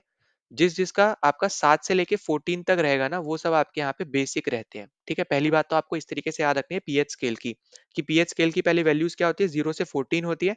0 आपका हाईली एसिडिक रहेगा, फिर जैसे जैसे धीरे धीरे आप 7 की तरफ बढ़ते जाओगे, तो आपका वो वीक एसिडिक बनता रहेगा। ठीक है, जैसे 1 आपका 0 से कम एसिडिक है, पर 2 से ज्यादा एसिडिक रहेगा। ठीक है, जिसकी भी वैल्यू 2 यहाँ पे 1 आएगी। तो इस तरीके से याद रखना कि 0 आपका सबसे ज्यादा एसिडिक होता है। इस तरीके से आपको याद रखना है कि 7 तक आते-आते वो आपका न्यूट्रल बन जाता है। ठीक है? क्योंकि 7 आपका न्यूट्रल है। फिर 7 से आप जैसे 14 की तरफ बढ़ते जाओगे, तो आपका वो बेसिक नेचर आपका बढ़ता जाता है। अगर 14 किसी का भी यहाँ पे आता है, तो वो हाईली या फिर आप बोल लो सबसे ज़्यादा बेसिक होता है। ठीक है? नेचर में, वो सॉल्यूशन। तो यहाँ पे ये पॉइंट याद रखना कि जो भी आपका न्यूट्रल के पास चीजें रहेंगी ना, वो कम एसिडिक या फिर कम बेसिक रहेंगी। और वो जितना ज्यादा न्यूट्रल से दूर है ना अपने तरफ में, वो उतनी ही ज्यादा एसिडिक या फिर उतनी ही ज्यादा वो बेसिक नेचर की होंगी। ठीक है, तो ये पॉइंट आपका इंपॉर्टेंट है। ठीक, अब इसी में अगर हम यहाँ पे बात करें पीएच स्केल की, हम यहाँ पे बात कर रहे थे, तो पीएच स्केल में ना आपको इस तरीके से आपको देखने को मिलेगा, जैसे आपको यहाँ पे ये इंपॉर्टेंट चीजें जो मैंने आपको ऑलरेडी बता दी, कि न्यूट्रल आपका 7 है, 7 से कम जो रहेगा वो एसिडिक सोल्यूशन रहते हैं, 7 से ज्यादा जो आपके रहते हैं 14 तक, वो आपके सब के सब यहाँ पे क्या होते हैं, बेसिक रहते हैं। ठीक है, इस तरीके की आपको यहाँ पे स्केल देखने को मिलती है। अब ऑब्वियस सी बात है, एसिडिक की तरफ जाओगे तो H प्लस आयन आपके यहाँ पे इंक्रीज रहेंगे, और बेसिक की तरफ जब आप जाओगे तो आपके यहाँ पे H प्लस आयन डिक्रीज होंगे, यहाँ पे क्योंकि OH आयन्स आपके ज्यादा रहेंगे, ठीक है, और यहाँ पे आपके कम रहेंगे OH, ठीक है। तो ये आपके यहाँ पे इंपॉर्टेंट चीज है जो आपको पता होनी चाहिए। इसके बाद आपको यहाँ पे देखो कुछ सॉल्यूशंस वगैरह आपको यहाँ पे दे रखे हैं, और आपको यहाँ पे पीएच स्केल पे क्या उसका यहाँ पे कलर रहेगा, ये आपको बेसिकली यहाँ पे पूछा जा रहा है ना। तो यहाँ पे ये इंपॉर्टेंट चीजें हैं, यहाँ पे इसको मैं लिखवा ही दे रहा हूँ, तो प्लीज इसका यहाँ पे ध्यान देना। अब देखो यहाँ पे अलग अलग है, यहाँ पे किसी के ऊपर भी क्वेश्चन आ सकता है, ठीक है। अब आपका जो सलाइवा है खाना खाने से पहले, तो यहाँ पे ये जो सलाइवा है ये आपको देखने को मिलता है ग्रीन कलर में, ठीक है। ग्रीन कलर मतलब यहाँ पे हो गया ये वाला रीजन, ठीक है, ये वाला रीजन ग्रीन कलर, ठीक। पीएच स्केल के रिस्पेक्ट में बात हो रही है क्योंकि, ठीक। अब पहले मैं यहाँ पे ये वाला कॉलम कंप्लीट कर देता हूँ। फिर आपका जो सलाइवा है आफ्टर मील, ठीक है, खाना खाने के बाद, ये आपका हो जाता है येलो ग्रीन, ठीक है, ये आपका बन जाता है अब यहाँ पे येलो ग्रीन कलर का। फिर जो आपका ये ऑरेंज जूस, ऑरेंज बोल रहा हूँ यहाँ पे, लेमन जूस है, ये आपका ऑरेंज कलर का बन जाता है, ठीक है, ये आपका ऑरेंज कलर में शो होता है। फिर कलरलेस एरेटेड ड्रिंक्स जैसे आपकी जो कोल्ड ड्रिंक्स वगैरह होती है, तो इसमें आपको यहाँ पे देखने को मिलेगा ये सब आपके यहाँ पे येलो रीजन में आएंगे, ठीक है, पीएच स्केल की। फिर जो कैरेट जूस है, कैरेट जूस आपका यहाँ पे येलो ग्रीन में आएगा, ठीक है, येलो ग्रीन रीजन में आएगा। फिर कॉफी आपका जो है, कॉफी आपका येलो में आएगा, ठीक है। टमाटो जूस भी आपका यहाँ पे येलो रीजन में आएगा। फिर टैप वाटर जो है ये बेसिकली आपका यहाँ पे ग्रीन रीजन में आएगा, ठीक है, ये आप बोल सकते हो न्यूट्रल टाइप का है, ठीक है। फिर आप यहाँ पे नीचे चलोगे यहाँ पे NaOH के पास, तो अब आपको पता है यहाँ पे कि हाईली आपका बेसिक होता है, तो इसलिए आपका यहाँ पे ये एकदम डार्क ब्लू की तरफ में जाएगा, ठीक है, 14 के आसपास। आप देख रहे होगे यहाँ पे कि ये पूरा रीजन आपका डार्क ब्लू है, तो इस रीजन के पास आपको देखने को मिलेगा क्योंकि ये हाईली बेसिक होता है, और HCl आपका हाईली क्या होता है यहाँ पे एसिडिक होता है। तो यहाँ पे आप बोल सकते हो यहाँ पे डार्क रेड या फिर रेड बोल लो, क्योंकि यहाँ पे यहाँ से धीरे धीरे आप देखोगे शेड आपका ऑरेंज बनना लग जाता है, तो इसलिए आपका यहाँ पे सिर्फ रेड आपको इधर देखने को मिल रहा है, ठीक है। तो ये आपके हो गए यहाँ पे कलर के हिसाब से। अब फिर आपको दे रखा है कि अप्रोक्सीमेट पीएच वैल्यू कितनी होगी, तो वो सच आप आपके लिए यहाँ पे ऐसे इंपॉर्टेंट नहीं है, ठीक है, क्योंकि आपको अभी के लिए यहाँ पे जितना पता होना चाहिए वो आपको यहाँ पे जो नीचे की तरफ आपको ये जो दे रखा है ना कि मिल्क और मैग्नीशिया यहाँ पे 10 रहती है, प्योर वाटर की इतनी रहती है, लेमन जूस की इतनी रहती है, बस इतना ही आप यहाँ पे याद रखो अभी के लिए, ठीक है। तो ये पॉइंट आपको यहाँ पे याद रख लेना है। फिर बाकी अब जब हम क्वेश्चंस लगाएंगे ना, जब हम पीवाईक्यूज के, अगर वहां पे आपका ऐसा कोई क्वेश्चन आ रखा होगा तो वहां पे मैं आपको कंप्लीट लिखवा भी दूंगा, ठीक है। अब यहाँ पे आपका आ जाता है यहाँ पे नेचर ऑफ सब्सटेंस। अब नेचर ऑफ सब्सटेंस आपको दिख रहा होगा ग्रीन है, तो इसका मतलब हो गया यहाँ पे एसिडिक टू बेसिक है, ठीक है। ए टू बी लिख रहा हूँ मतलब एसिडिक टू बेसिक, ठीक है, यहाँ पे मैं ऊपर लिख दे रहा हूँ। ए मतलब हो गया आपका यहाँ पे एसिडिक है, बी जहाँ पे भी मैं लिखूंगा इसका मतलब है यहाँ पे आपका वो बेसिक है, और ए टू बी अगर मैं लिख रहा हूँ इसका मतलब है यहाँ पे कि ये एसिडिक से बेसिक है, एसिडिक टू बेसिक है, ठीक है। तो ये पॉइंट बस आपको यहाँ पे याद रख लेना है। फिर आपने देखा यहाँ पे कि येलो ग्रीन हुआ। अब येलो ग्रीन आप देखोगे इस रीजन में आ रहा है, मतलब यहाँ पे क्या बन जाएगा आपका एसिडिक बन जाएगा, ठीक है। फिर आपका orange yellow yellow green yellow yellow यहाँ तक जितने भी हैं ये सब आपके एसिडिक है, क्योंकि आप कलर के हिसाब से भी आप यहाँ पे मैच करने जाओगे तो यहाँ पे पड़ रहा है। और जो अब आपका ये ग्रीन आया ना, ग्रीन आपका बेसिकली टैप वाटर है। तो आप ये जो न्यूट्रल देख रहे हो ना, ये बेसिकली आपके ऊपर मतलब यहाँ पे जो भी सप्लाई आता है उसके ऊपर डिपेंड करता है। तो आप वैसे तो देखोगे यहाँ पे कहीं कहीं आपको न्यूट्रल दिख जाएगा एन, या फिर आप इसको बोल सकते हो कि ये वेरी करता है, ठीक है। तो ये वेरी करता है जो भी आपके घर में सप्लाई आ रहा है उसके ऊपर, ठीक है, किस तरीके का सप्लाई आ रहा है। फिर दूसरा आपका यहाँ पे है NaOH, तो आपको यहाँ पे क्लियरली पता चल रहा है ये तो आपका है बेसिक, और लास्ट HCl आपका होता है एसिडिक, ठीक है। तो इस तरीके से आप यहाँ पे याद रखना, बाकी आपको ये चीजें याद रखनी है। और आपका यहाँ पे जो भी क्वेश्चन आएगा वहां पे हम जो हम सीरीज करने वाले हैं शुरू यहाँ पे 1 से, तो वहां पे आपको जो भी पीवाईक्यू में आपको क्वेश्चन देखने को मिलेगा तो वहां पे मैं और भी चीजें बता दूंगा, ठीक है। फिर आगे हम यहाँ पे करते हैं नेक्स्ट। तो नेक्स्ट आपको यहाँ पे क्लियरली दिख रहा है कि स्ट्रेंथ आप कैसे बताओगे कि जो सबसे ज्यादा H प्लस आयंस प्रोड्यूस कर रहा होगा वो ज्यादा एसिडिक होगा, जो कम कर रहा होगा वो कम एसिडिक होगा, जो जितना ज्यादा OH नेगेटिव आयन प्रोड्यूस कर रहा होगा वो उतना ही ज्यादा बेसिक होगा नेचर में, जो जितना कम कर रहा होगा वो उतना ही कम होगा नेचर में, ठीक है, बेसिक के टर्म्स में। तो इस तरीके से हम लोग यहाँ पे वीक और स्ट्रॉन्ग एसिड और बेस हम यहाँ पे बता सकते हैं। अब यहाँ पे आगे आ जाता है यहाँ पे कि importance of pH in everyday life, ठीक है। तो सबसे पहले तो याद रखना, हमारी बॉडी में अगर हम बात करें हमारी बॉडी की, तो हमारे यहाँ पे बॉडी की अगर हम पीएच के रेंज की बात करें तो 7.0 से लेके 7.8 तक रहती है। ये आप यहाँ पे स्टार मार्क कर सकते हो, अलग से लिख भी लेना।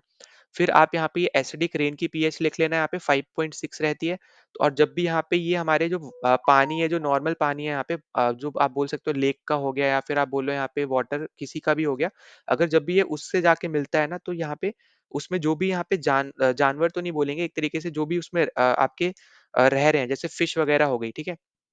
एक्वेटिक एनिमल्स जो होते हैं बेसिकली, तो उनके लिए ना सर्वाइवल करना बहुत ज़्यादा मुश्किल होता है ऐसे पानी में जहाँ पे भी आपका एसिडिक वाटर या फिर आप बोलो एसिडिक रेन का जो पानी है वो आपका आके मिल जाता है, क्योंकि उस आप देख रहे होगे कि उसका एसिडिक जो रेन है उसका जो पीएच है ना वो 5.6 है।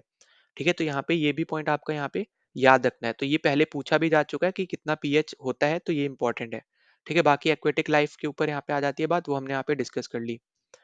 फिर आगे आप देखोगे यहाँ पे ये भी एक बार क्वेश्चन आ रखा है कि वीनस का जो एटमॉस्फेयर है वो आपके कौन से चीजों के क्लाउड से बना है, तो याद रखना कि सल्फ्यूरिक एसिड के क्लाउड से आपका यहाँ पे बना है, जो कि आपको येलोइश क्लाउड देखने को मिलते हैं। ठीक है, कलर बेसिकली आपसे एक बार पूछा जा चुका है पहले, तो यहाँ पे याद रखना कि व्हाइट एंड येलो कलर के क्लाउड आपको देखने को मिलते हैं, क्योंकि वहां पे सल्फ्यूरिक एसिड प्रेजेंट है आपके एटमॉस्फेयर में वीनस के। ठीक है, इसी की वजह से आपको व्हाइट एंड येलो कलर के क्लाउड देखने को मिलते हैं। तो ये आपका एक इम्पोर्टेंट हो गया। फिर आपका आ जाता है यहाँ पे कि क्या सॉइल का पीएच रहेगा। तो देखो ये सब आपके ना अलग-अलग जगह पे अलग-अलग सॉइल का पीएच निकल के आता है, और ये पीएच जो है इसी की वजह से आप यहाँ पे बोल पाते हो कि सॉइल कितना ज़्यादा हेल्दी है, कितना ज़्यादा वो यहाँ पे प्लांट्स को ग्रो कर सकता है या फिर कितना वो प्रोडक्टिव है। ठीक है? तो वो सब आपका डिपेंड करता है, अलग-अलग रीजन में अलग-अलग पीएच हो सकता है सॉइल का।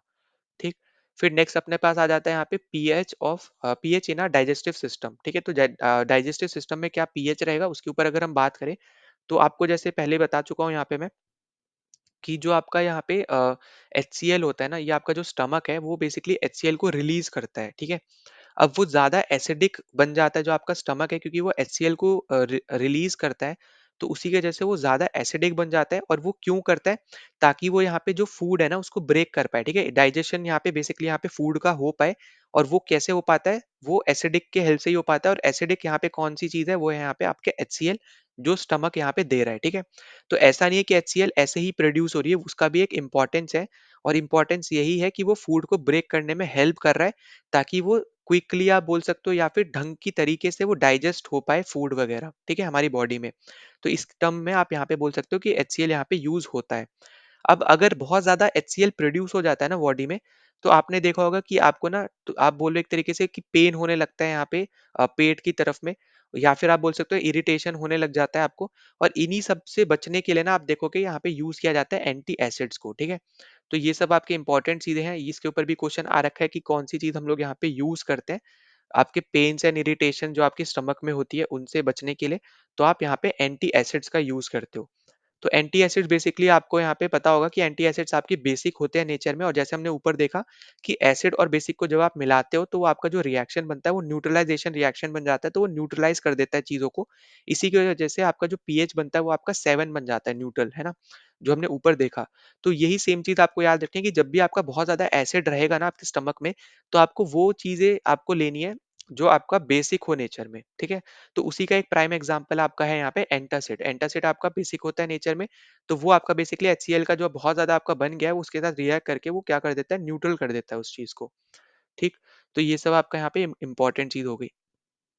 फिर नेक्स्ट अपने पास आ जाता है यहाँ पे कि पीएच क्या होता है, जिसकी वजह से आपको जो दाँत है ना, दाँत में जैसे आपने देखा होगा कि कुछ गड्ढे जैसे आपके हो जाते हैं, या फिर आप बोलो कि दाँत थोड़े गायब से हो जाते हैं बीच से, अगर आप ब्रश वगैरह ना करो तो। वो किस वजह से होता है? तो वो बेसिकली ना आप देखोगे कि जब भी आप खाना खाते हो ना, तो खाना खाने के बाद आप अगर ब्रश नहीं करते हो, ठीक है? फॉर एग्ज़ाम्पल अगर आप उस टाइम पे ब्रश नहीं कर रहे हो, तो बैक्टीरिया उसमें आ जाता है, ठीक है? मतलब जैसे जो भी आप खाना खा रहे हो, तो आपने क्योंकि उसके बाद ब्रश किया ही नहीं है, तो आपके जो खाना खाने की वजह से आपके दाँतों में ना कहीं-कहीं पे थोड़ा बहुत खाना अटक जाता है, ठीक है?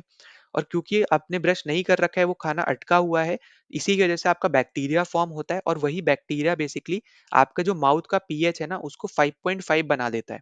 और जब वो इतना ज़्यादा आपका एसिडिक बना देता है ना माउथ के पीएच को, तो इसकी वजह से आप देखोगे कि आपका जो दाँत का जो रीजन होता है ना, वो थोड़े-थोड़े यहाँ पे खोखले टाइप के होने लग जाते हैं थोड़े, ठीक है? तभी यहाँ पे आपने देखा होगा कि आप फिलिंग वगैरह करवाते हो दाँतों में, तो वो आपके यहाँ पे इसी की वजह से होता है। और जो आपका ये मेटल तो नहीं, एक तरीके से जो टूथ एनामल है, इसको हम लोग बोलते हैं यहाँ पे कैल्शियम हाइड्रोक्साइड फेटाइट। ठीक है, तो यहाँ पे ये भी पॉइंट याद रख लेना, ये भी आपका एक क्रिस्टलाइन फॉर्म है यहाँ पे कैल्शियम फॉस्फेट की। तो इस तरीके से भी आपसे यहाँ पे क्वेश्चन बन सकता है, यहाँ पे पीएच से भी क्वेश्चन बन सकता है, ये याद रख लेना। और आपको यहाँ पे यही सजेस्ट किया जाता है कि अगर आपको ये टूथ डिके वगैरह यहाँ पे प्रॉब्लम ना हो, तो आपको हमेशा खाना खाने के बाद आपको ब्रश कर लेना है, ठीक है? एटलीस्ट 2 बार तो दिन में करना ही है, सुबह और रात के टाइम। फिर नेक्स्ट टॉपिक आपको यहाँ पे दे रखा है self defence bye animal and plants through chemical warfare, ठीक है? तो यहाँ पे आपको ना जो ये टॉपिक के अंदर आपको जो चीज़ें समझा रखी हैं बहुत ज़्यादा ही इम्पोर्टेंट है, क्योंकि इसके ऊपर तो बहुत ज़्यादा ही आपके क्वेश्चन पूछे गए हैं। जहाँ पे आपसे पूछा जाता है कि आपकी जब चींटी काटती है, ठीक है? आपको कभी चींटी काटती है या फिर आप बोल लो एक तरीके से जो मधुमक्खी होती है, ठीक है? हनी बी जो होती है, वो अगर जब भी काटती है तो कौन सा एसिड रिलीज होता है? तो आपको यहाँ पे याद रखना है, उस टाइम पे आपका जो एसिड रिलीज होता है वो आपका एसिड होता है यहाँ पे मिथेनोइक एसिड, ठीक है? तो यहाँ पे इसी एसिड की वजह से ना आपको ऐसा लगता है कि जहाँ पे भी उसने काटा है ना, वहाँ पे आपको थोड़ी जलन महसूस होने लग जाती है और आपको दर्द होने लगता है। तो वो आपका होता है इसी पर्टिकुलर एसिड की वजह से। तो ये इंपॉर्टेंट है, इसको प्लीज़ यहाँ पे याद रखना कि जब भी मधुमक्खी या फिर कोई भी चींटी वगैरह है, ये जब भी आपको काटती हैं, तो उनके काटने से ना उस पर्टिकुलर रीजन में मिथेनोइक एसिड रिलीज़ होता है, जिसकी वजह से आपको थोड़ी जलन महसूस होती है या फिर आपको दर्द होता है। ठीक है? तो ये आपका एक इम्पोर्टेंट पॉइंट है। फिर नेक्स्ट आपको यहाँ पे देखने को मिलेगा कि आपका ना एक पौधा आप बोल सकते हैं एक तरीके से होता है यहाँ पे नेटल नाम का, जो कि एक आपका यहाँ पे हर्बिकियस प्लांट है। तो जब भी आप गलती से भी ना इसको टच कर लेते हो ना, तब भी आपको जलन महसूस होती है और दर्द होता है, क्योंकि ये जो आपका प्लांट है ना, ये भी आपका मिथेनॉइक एसिड को रिलीज करता है। ठीक है? तो ये भी आपका सेम तरीके की ही चीज है जो आपको यहाँ पे ऊपर हनी बी और उसके बारे में मैंने बताई थी, जब भी चींटी काटती है वगैरह। तो ये भी याद रखना कि ये भी आपका जो पौधा है, जिसको भी अगर आप गलती से टच कर लेते हो ना, आपकी स्किन से अगर ये टच हो जाता है, तो वहाँ पे ना आपको देखने को मिलेगा कि मिथेनॉइक एसिड रिलीज़ होती है, जिसकी वजह से आपको थोड़ी जलन महसूस होगी, ठीक? तो इसी को सही करने के लिए हम लोग यहाँ पे डॉग प्लांट हम लोग बेसिकली यहाँ पे यूज़ करते हैं, क्योंकि यहाँ पे हमें न्यूट्रलाइज़ेशन करना होता है, जो भी आपका एसिड बना है उसको न्यूट्रलाइज़ करने के लिए बेस हमें ज़रूरी है, तो हमने यहाँ पे डॉग प्लांट का यूज़ करते हैं। नॉइज़ के नीचे आपको एक टेबल दे रखा है, जहाँ पे आपको कुछ चीज़ें दे रखी हैं और उनमें क्या एसिड प्रेज़ेंट होते हैं, उनके बारे में आपको यहाँ पे बता रखा है। अब देखोगे अगर आप यहाँ, तो एंट स्टिंग और यहाँ पे अभी हमने ऊपर देखा था बी स्टिंग, ठीक है? तो मैंने आपको यहाँ पे यही 2 जो चीज़ें बताई थी और ऊपर आपको यहाँ पे ये जो समझा भी रखा है, ये नेटल के बारे में बता रखा है। तो यहाँ पे आपका नेटल स्टिंग, तो इन दोनों में आपको यहाँ पे क्या देखने को मिलेगा, यहाँ पे मिथेनॉइक एसिड देखने को मिलेगी। तो ये तो अभी-अभी हमने यहाँ पे पढ़ा था, ठीक है? अब उसके बाद आपका आ जाता है यहाँ पे कि लेमन। अब लेमन मतलब हो गया एक तरीके से थोड़ा कड़वा टाइप होता है ना, तो उसमें आपको सिट्रिक एसिड देखने को मिलती है। जो चीज़ें खट्टी होती है, वहाँ पे आपको लैक्टिक एसिड देखने को मिलता है, ठीक है? फिर आपका टोमेटो में आपको ऑक्सैलिक एसिड देखने को मिलेगा। टर्मरिन में आपको यहाँ पे टार्टेरिक एसिड देखने को मिलेगा। ऑरेंज में आपको यहाँ पे सिट्रिक वापस से थोड़ा खट्टा टाइप हो गया, या फिर आप बोलो थोड़ा, ठीक है? और फिर आपका जो विनेगर है, विनेगर में आपको यहाँ पे एसिटिक एसिड देखने को मिलेगा। तो यहाँ पे जो खट्टी और थोड़ी कड़वी चीज़ें हैं ना, उसमें आप देखोगे यहाँ पे लैक्टिक, सिट्रिक में आप कन्फ्यूज़ हो गए, तो वो आपको यहाँ पे ज़रूर यहाँ पे याद रख लेनी है, ठीक है? तो ये इंपॉर्टेंट पॉइंट है जो आपको यहाँ पे समझा भी रखा है इन्होंने टेबल के थ्रू। यहाँ पे आपको जो दे रखी है ना, एटलीस्ट इनके बारे में पता होना चाहिए। इनके ऊपर क्वेश्चन पहले भी यहाँ पे आ रखा है, ठीक है? जैसे विनेगर के ऊपर आ रखा है, फिर आपका यहाँ पे एंड स्टिंग, बी स्टिंग, इन सब के ऊपर यहाँ पे पहले भी क्वेश्चन यहाँ पे आ रखा है, ठीक है? और यहाँ पे कर्ड मतलब जो दही है, उसके ऊपर क्वेश्चन आ रखा है। तो ये सब आपको यहाँ पे एनसीईआरटी में ही दे रखा है, इसलिए आपसे क्वेश्चन भी इसी तरीके से यहाँ पे पूछे जाते हैं। फिर नेक्स्ट अपने पास अभी तक हमने यहाँ पे एसिड और बेस कर लिया। अब आपके पास अपना नेक्स्ट टॉपिक जो था सॉल्ट का, वो हमारे पास यहाँ पे आ जाता है। तो सॉल्ट में आपको यहाँ पे ना फैमिली ऑफ सॉल्ट जैसे आपको एक एक्टिविटी दे रखी है, इसमें आपको यहाँ पे बताना है, जहाँ पे आपको बहुत सारे सॉल्ट वगैरह दे रखे हैं और आपको यहाँ पे बताना है कि कौन सी फैमिली के सॉल्ट्स हैं, ठीक है? तो ये आप कैसे बताओगे कि ये कौन से फैमिली के सॉल्ट हैं? तो इसको देखो बताने के लिए, जैसे फॉर एग्जांपल यहाँ पे कुछ एग्जांपल हम लोग लेके चलते हैं। जैसे पहला आपको दे रखा है यहाँ पे पोटेशियम सल्फेट, ठीक है? तो पोटेशियम सल्फेट को हम कैसे लिखेंगे? तो पोटेशियम सल्फेट को हम लोग लिखेंगे K2SO4, ठीक है? अब ये कैसे लिखा, ये हमने 9th क्लास वाले में चैप्टर में हमने यहाँ पे सॉल्व किया था, पढ़ा था। तो प्लीज उसको जरूर देख लेना, तभी आपको चीज समझ में आएंगी, ठीक है? तो पोटेशियम सल्फेट को हमने लिखा K2SO4। तो जब भी आप इसको यहाँ पे सेपरेट करोगे ना, जब भी आपका ये सॉल्ट वगैरह यहाँ पे बनाएगा, तो बेसिकली ना इसके अंदर आपको यहाँ पे एक एसिड और बेस देखने को मिलेगा। तो कौन सा एसिड और बेस आपको यहाँ पे देखने को मिलता है, ये आपको पता होना चाहिए। तो एसिड तो आपका होता है यहाँ पे H2SO4, तभी ये SO4 जो आपका यहाँ पे पोटेशियम सल्फेट आया ना, ये इसी से निकल के आया एसिड से। और बेस आपका रहता है यहाँ पे KOH। तो ये जो K आपको यहाँ देखने को मिल रहा है बेस में, यही आपका इधर आया है, ठीक है? पोटेशियम में, पोटेशियम सल्फेट में। तो इसी की वजह से ये फॉर्मूला आपका निकल के आया है, इन दोनों एसिड और बेस की वजह से, ठीक है? तो इस तरीके से आपको यहाँ पे चीजें याद रखनी कि जितने भी आपके सॉल्ट बनते हैं ना, उनमें आपको एसिड और बेस की वजह से ही आपका वो सॉल्ट नजर आ रहे हैं। तो हर एक एसिड की वजह से उसमें जो भी आपका कुछ एलिमेंट रहेगा, जैसे यहाँ पे आपका सल्फेट था, उसकी वजह से आपका वहाँ पे पोटेशियम सल्फेट में वो सल्फेट ऐड हुआ। जैसे फिर आपका यहाँ पे बेस था पोटेशियम आपका यहाँ पे हाइड्रोक्साइड का, तो वहाँ पे पोटेशियम आपका इसलिए देखने को मिला पोटेशियम सल्फेट के अंदर, ठीक है। तो ये इस तरीके से याद रखना। और अब यहाँ पे क्योंकि ये पोटेशियम के रिस्पेक्ट में आ गया, तो आपको यहाँ पे याद रखना है कि आपको सल्फेट देखने को मिल रहा है ना। ज्यादातर जो आपको सॉल्ट देखने को मिलेंगे जो आपसे पूछे जाते हैं, वो आपको या तो सोडियम सॉल्ट पूछे जाते हैं, ठीक है, या फिर आपको सल्फेट सॉल्ट्स पूछे जाते हैं जो आपको यहाँ पे दे रखे हैं, ठीक है, ये सल्फेट सॉल्ट है। या फिर आप देखोगे यहाँ पे क्लोराइड जो आपके सॉल्ट्स होते हैं वो पूछे जाते हैं, ठीक है, क्लोराइड। तो ये 3 तरीके के, वैसे भी आपको यहाँ पे भी यही 3 तरीके के सॉल्ट आपको दे रखे हैं अगर आप देखोगे। तो जैसे सोडियम कार्बोनेट, सोडियम आ गया, सोडियम सॉल्ट है। एल्यूमिनियम क्लोराइड, क्लोराइड आ गया, क्लोराइड सॉल्ट है। सोडियम क्लोराइड आपका यहाँ पे NaCl जो आपका कॉमन सॉल्ट होता है NaCl, ठीक है, ये आपका आ गया। सोडियम नाइट्राइट, सोडियम आ गया आपका, सोडियम सॉल्ट है। तो इस तरीके से ना आपको पता होना चाहिए कि आपका जो भी सॉल्ट है वो आपके सोडियम सल्फेट क्लोराइड टाइप के होते हैं जो आपको यहाँ पे दे रखा है, ठीक है। फैमिली मतलब हो गया एक तरीके से, उनसे निकल रहे हैं, उनसे बन रहे हैं, ठीक है। और आपके सॉल्ट के अंदर आपका एक एसिड होता है, एक बेस होता है, जिसकी वजह से आपका वो सॉल्ट प्रोड्यूस होता है। अब इसी को समझाने के लिए एक और एग्जांपल ले लेते हैं। जैसे मैंने आपको बताया NaCl के बारे में, ठीक है। NaCl आपका होता है यहाँ पे सोडियम क्लोराइड, ठीक। अब यहाँ पे जो एसिड प्रेजेंट है वो आपका है यहाँ पे HCl, और जो आपका बेस देखने को मिलता है वो आपको देखने को मिलता है NaOH। तो इन दोनों के हेल्प से आपका NaCl बनता है। Cl आपका HCl से निकला, NaOH से आपका Na निकला, तो तब जाके आपका NaCl बना, ठीक है। तो इस तरीके से आपको चीजें पता होनी चाहिए कि एसिड और बेस के वजह से आपको यहाँ पे ये चीजें देखने को मिलती हैं, ठीक है। तो ये आपका है यहाँ पे एक इंपॉर्टेंट पॉइंट जो आपको यहाँ पे याद रख लेना है। फिर देखो अगर हम आगे चलते हैं, आगे अगर हम यहाँ पे बात करते हैं, तो आगे आपका यहाँ पे जो अगली एक्टिविटी दे रखी है उस पे चल लेते हैं हम लोग। यहाँ पे अगली एक्टिविटी आपकी आ जाती है यहाँ पे पीएच ऑफ सॉल्ट, ठीक है। पीएच क्या रहेगा सॉल्ट्स का, तो यहाँ पे भी आपको यही चीज याद रखनी है कि जहाँ पे स्ट्रॉन्ग एसिड और स्ट्रॉन्ग बेस, ठीक है, यहाँ पे नीचे चलो दे ही रखा है तो वहां पे ही हम लोग चल लेते हैं, वरना मैं खुद से लिख के बता देता हूँ कि जहाँ पे भी आपको स्ट्रॉन्ग एसिड और आपको स्ट्रॉन्ग बेस नजर आएंगे ना, वहां पे जो भी पीएच बनेगा वो आपका हमेशा 7 बनेगा, ठीक है। जब भी आपका एक स्ट्रॉन्ग बेस एक स्ट्रॉन्ग एसिड के साथ रिएक्ट करेगा तो आपका जो भी पीएच बनेगा वो आपका हमेशा कैसा बनेगा, 7 बनेगा।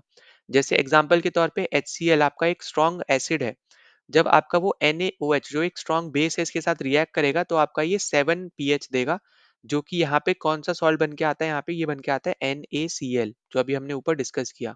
तो NaCl का कितना पीएच वैल्यू होगा, यहाँ पे 7 होगा, ठीक है। तो इस तरीके से यहाँ पे चीजें याद रखनी है। अब यहाँ पे मान लो अगर वो स्ट्रॉन्ग एसिड है, ठीक है, स्ट्रॉन्ग एसिड है अगर, और आपका वीक बेस है। अगर स्ट्रॉन्ग एसिड है और अगर आपका वीक बेस है, तो आपको यहाँ पे क्या देखने को मिलेगा कि आपका जो सॉल्ट होगा ना वो आपका एसिडिक रहेगा, ठीक है। ये आपका एसिडिक रहेगा। एसिडिक मतलब हो गया यहाँ पे 0 से लेके 7 के बीच में कोई रेंज में आपको देखने को मिलेगा इसकी वैल्यू, ठीक है। तो यहाँ पे अगर आप देखोगे एग्जाम्पल के तौर पे, अगर हम यहाँ पे आगे बात भी कर लेंगे, जैसे फॉर एग्जाम्पल आपका हो जाता है यहाँ पे कॉपर सल्फेट, CuSO4 आपका इसका एग्जाम्पल है, जहाँ पे H2SO4 आपका बहुत ज्यादा ही स्ट्रॉन्ग आपका एसिड होता है, और बेस के तौर पे आप देखोगे यहाँ पे तो यूज हो जाता है यहाँ पे कॉपर हाइड्रोक्साइड जो आपका बहुत ही वीक आप बोल सकते हो यहाँ पे बेस होता है। तो इसलिए आपको यहाँ पे देखने को मिलेगा कि आपको आपका एसिडिक सोल्यूशन आप बोल सकते हैं, एसिडिक सॉल्ट आपका यहाँ पे देखने को मिलता है। फिर तीसरी कंडीशन होती है आपकी जहाँ पे स्ट्रॉन्ग आपका हो जाता है बेस, मतलब यहाँ पे आपका वीक एसिड बन जाएगा, ठीक है। वीक आपका होता है यहाँ पे एसिड, और स्ट्रॉन्ग आपका होता है यहाँ पे बेस, स्ट्रॉन्ग होता है आपका यहाँ पे बेस। तो इस केस में आपका जो सॉल्ट बनता है वो आपका बेसिक नेचर का बनता है, यहाँ पे 7 से लेके 14 तक की रेंज रहती है। और एग्जाम्पल के तौर पे अगर आप देखोगे तो यहाँ पे आपका बन जाता है सोडियम हाइड्रोजन कार्बोनेट, ठीक है, सोडियम हाइड्रोजन कार्बोनेट जिसमें आपका H2SO4 होता है, और यहाँ पे आपका NaOH रहता है। NaOH बहुत ज्यादा स्ट्रॉन्ग है, ठीक। SO4 बोल रहा हूँ, SO4 तो बहुत ज्यादा स्ट्रॉन्ग होता है। यहाँ पे आपको देखने को मिलेगा H2CO3, ठीक है। आपको यहाँ पे क्या देखने को मिलेगा, H2CO3 देखने को मिलेगा, हाइड्रोजन कार्बोनेट आपको यहाँ पे देखने को मिलेगा। तो जब आप यहाँ पे रिएक्ट करवाओगे सोडियम हाइड्रोक्साइड के साथ तो आपका सॉल्ट बन के आता है सोडियम हाइड्रोजन कार्बोनेट। तो ये आपका जो सोडियम हाइड्रोजन कार्बोनेट बन के आएगा, सोडियम हाइड्रोजन कार्बोनेट जो आपका यहाँ पे बन के आएगा, वो आपका यहाँ पे ये चीज यहाँ पे बन के आएगी, ठीक है। तो यहाँ पे मतलब आपको ये देखने को मिलेगा, सोडियम हाइड्रोजन कार्बोनेट का फॉर्मूला भी चलो यहाँ पे मैं लिख दे रहा हूँ NaHCO3, ठीक है। तो sodium Na, hydrogen carbonate H और कार्बोनेट CO3, ठीक है? तो इस ये जो आपका बेस है, ये बेसिकली आपका यहाँ पे बेसिक है, क्योंकि यहाँ पे आपका जो ये एसिड है, ये बहुत ज़्यादा वीक एसिड है, पर आपका जो बेस है यहाँ पे जो यूज़ हो रहा है, वो बहुत ज़्यादा स्ट्रॉन्ग बेस है, ठीक है? तो इसलिए आपका यहाँ पे जो निकल के आया सॉल्यूशन में, आप बोल लो एक तरीके से सॉल्ट बोल लो, ये आपका निकल के आया बहुत ज़्यादा ही बेसिक सॉल्ट। ठीक, तो इस तरीके से यहाँ पे 3 सिचुएशंस बनती है, वही 3 आपको यहाँ पे अलग-अलग कलर में मैंने मार्क कर रखी है, इसको आप ज़रूर गो थ्रू कर लेना। फिर नेक्स्ट पे हम चलते हैं यहाँ पे केमिकल्स फ्रॉम कॉमन सॉल्ट। अब देखो ऊपर हमने देखा कि NaCl आपका किस तरीके से बनता है, वो आपको यहाँ पे दे रखा है कि जहाँ पे आप HCl को आप सोडियम हाइड्रोक्साइड के साथ मिलाते हो, HCl और NaOH को, तब आपका NaCl निकल के आता है, वो अभी हमने ऊपर देखा। और ये कॉमन सॉल्ट होता है, कॉमन सॉल्ट मतलब हो गया इसको आप खाने में मिलाते हो, जो आप जनरली डेली लाइफ में आप यूज करते हो ना, वो आपका NaCl ही होता है, ठीक है? तो ये आपको यहाँ पे याद रखना है। और जो सी वाटर होता है ना, उसमें सिर्फ NaCl नहीं होता, बहुत सारे अलग-अलग तरीके के आपके सॉल्ट होते हैं, तो उन सब सॉल्ट से NaCl को अलग करना होता है। तो इस तरीके के यहाँ पे हम यहाँ पे देखते हैं कि उस तरीके से हम लोग यहाँ पे NaCl को हम यहाँ पे बेसिकली प्रोड्यूस करते हैं, ठीक है? और ये रॉक सॉल्ट के नाम से भी जाने जाते हैं, ये आप यहाँ पे अलग से याद रख सकते हो। ठीक है, जो भी आपका यहाँ पे ब्राउन कलर की इम्प्योरिटीज वगैरह यहाँ पे देखने को मिलती है रॉक्स के ऊपर, वो सब आपका रॉक सॉल्ट के नाम से भी आप यहाँ पे बोल सकते हो, जाने जाते हैं। और आपको पता ही होगा कि आपका जो सॉल्ट मार्च था 1931 वाला, ठीक है, बाकी दांडी मार्च जिसको हम बोलते भी हैं, तो सॉल्ट लॉस के अगेंस्ट बेसिकली यहाँ पे गांधी जी ने यहाँ पे मार्च किया था दांडी तक। तो इसके बारे में भी आपको यहाँ पे पता होना चाहिए। तो ये भी आपका NaCl से रिस्पेक्ट में हिस्ट्री का एक बहुत ज्यादा इंपॉर्टेंट चीज है, ठीक है, टॉपिक है। तो ये भी पॉइंट आपको यहाँ पे पता होना चाहिए, ठीक है? तो यहाँ पे NaCl से रिलेटेड है यहाँ पे दांडी मार्च की। अब कॉमन सॉल्ट की अगर हम बात करें तो बहुत ज़्यादा ही अलग-अलग जगहों पर ये as a raw material use होता है। तो कहाँ-कहाँ ये रॉ मटेरियल के तौर पे यूज़ होता है, तो सबसे पहला जैसे आपको दे रखा है यहाँ पे सोडियम हाइड्रोक्साइड में एज़ अ रॉ मटेरियल यहाँ पे ये यूज़ होता है। तो जहाँ पे भी आप NaCl का एक्वस सॉल्यूशन जब आप यूज़ करते हो ना, और एक्वस सॉल्यूशन NaCl का हम उसको बोलते हैं ब्राइन, ठीक है? तो ये आपको यहाँ पे ये याद रखना है, aqueous solution of sodium chloride, उसको हम क्या बोलते हैं यहाँ पे, ब्राइन सॉल्यूशन बोलते हैं। तो ये भी एक बार क्वेश्चन आ रखा है कि ब्राइन सॉल्यूशन क्या होता है, ठीक है? उसमें 4 ऑप्शन दे रखे थे, उसमें आपका आंसर था aqueous solution of sodium chloride, ठीक है? तो ये भी पॉइंट इंपॉर्टेंट है। तो यहाँ पे सोडियम हाइड्रोक्साइड इस तरीके से आपको यहाँ पे याद रखना है कि इलेक्ट्रिसिटी आप यहाँ पे पास कर पाते हो एक्वस सॉल्यूशन से NaCl के, जहाँ पे आपका ये डिकम्पोज हो जाता है, आपका बनाता है यहाँ पे ये सोडियम हाइड्रोक्साइड, ठीक है? जहाँ पे क्या होता है बेसिकली, जब आपका इलेक्ट्रिसिटी आप पास करते हो यहाँ पे NaCl से, जो आपका एक्वस सॉल्यूशन है, जो आपका ब्राइन सॉल्यूशन है उससे, तो यहाँ पे ये डिकम्पोज हो जाता है, और डिकम्पोज होने के बाद ये बनाता है सोडियम हाइड्रोक्साइड, ठीक है? तो यहाँ पे ये पॉइंट इंपॉर्टेंट है। अब इसी के रिस्पेक्ट में आपको यहाँ पे इक्वेशन दे रखी है, केमिकल इक्वेशन, तो ये आप यहाँ पे जरूर देख सकते हो। सोडियम हाइड्रोक्साइड का फॉर्मूला आपको यहाँ पे दे रखा है, यहाँ पे सोडियम क्लोराइड का फॉर्मूला दे रखा है, ठीक है? फिर बाकी आप यहाँ पे देखोगे कि क्लोरीन गैस आपकी यहाँ पे एनोड पे निकलती है, एनोड आपका पॉजिटिव होता है, कैथोड आपका नेगेटिव होता है, कैथोड पे आपके यहाँ पे हाइड्रोजन गैस निकलती है। और यहाँ पे इसकी इक्वेशन, मतलब इक्वेशन बोल रहे हैं, यहाँ पे यूजेस दे रखे हैं कि क्लोरीन कहाँ का यूज कर सकते हैं, हाइड्रोजन गैस कहाँ का यूज कर सकते हैं, ये सब आपको यहाँ पे दे रखा है, जरूर पढ़ सकते हो एक बार।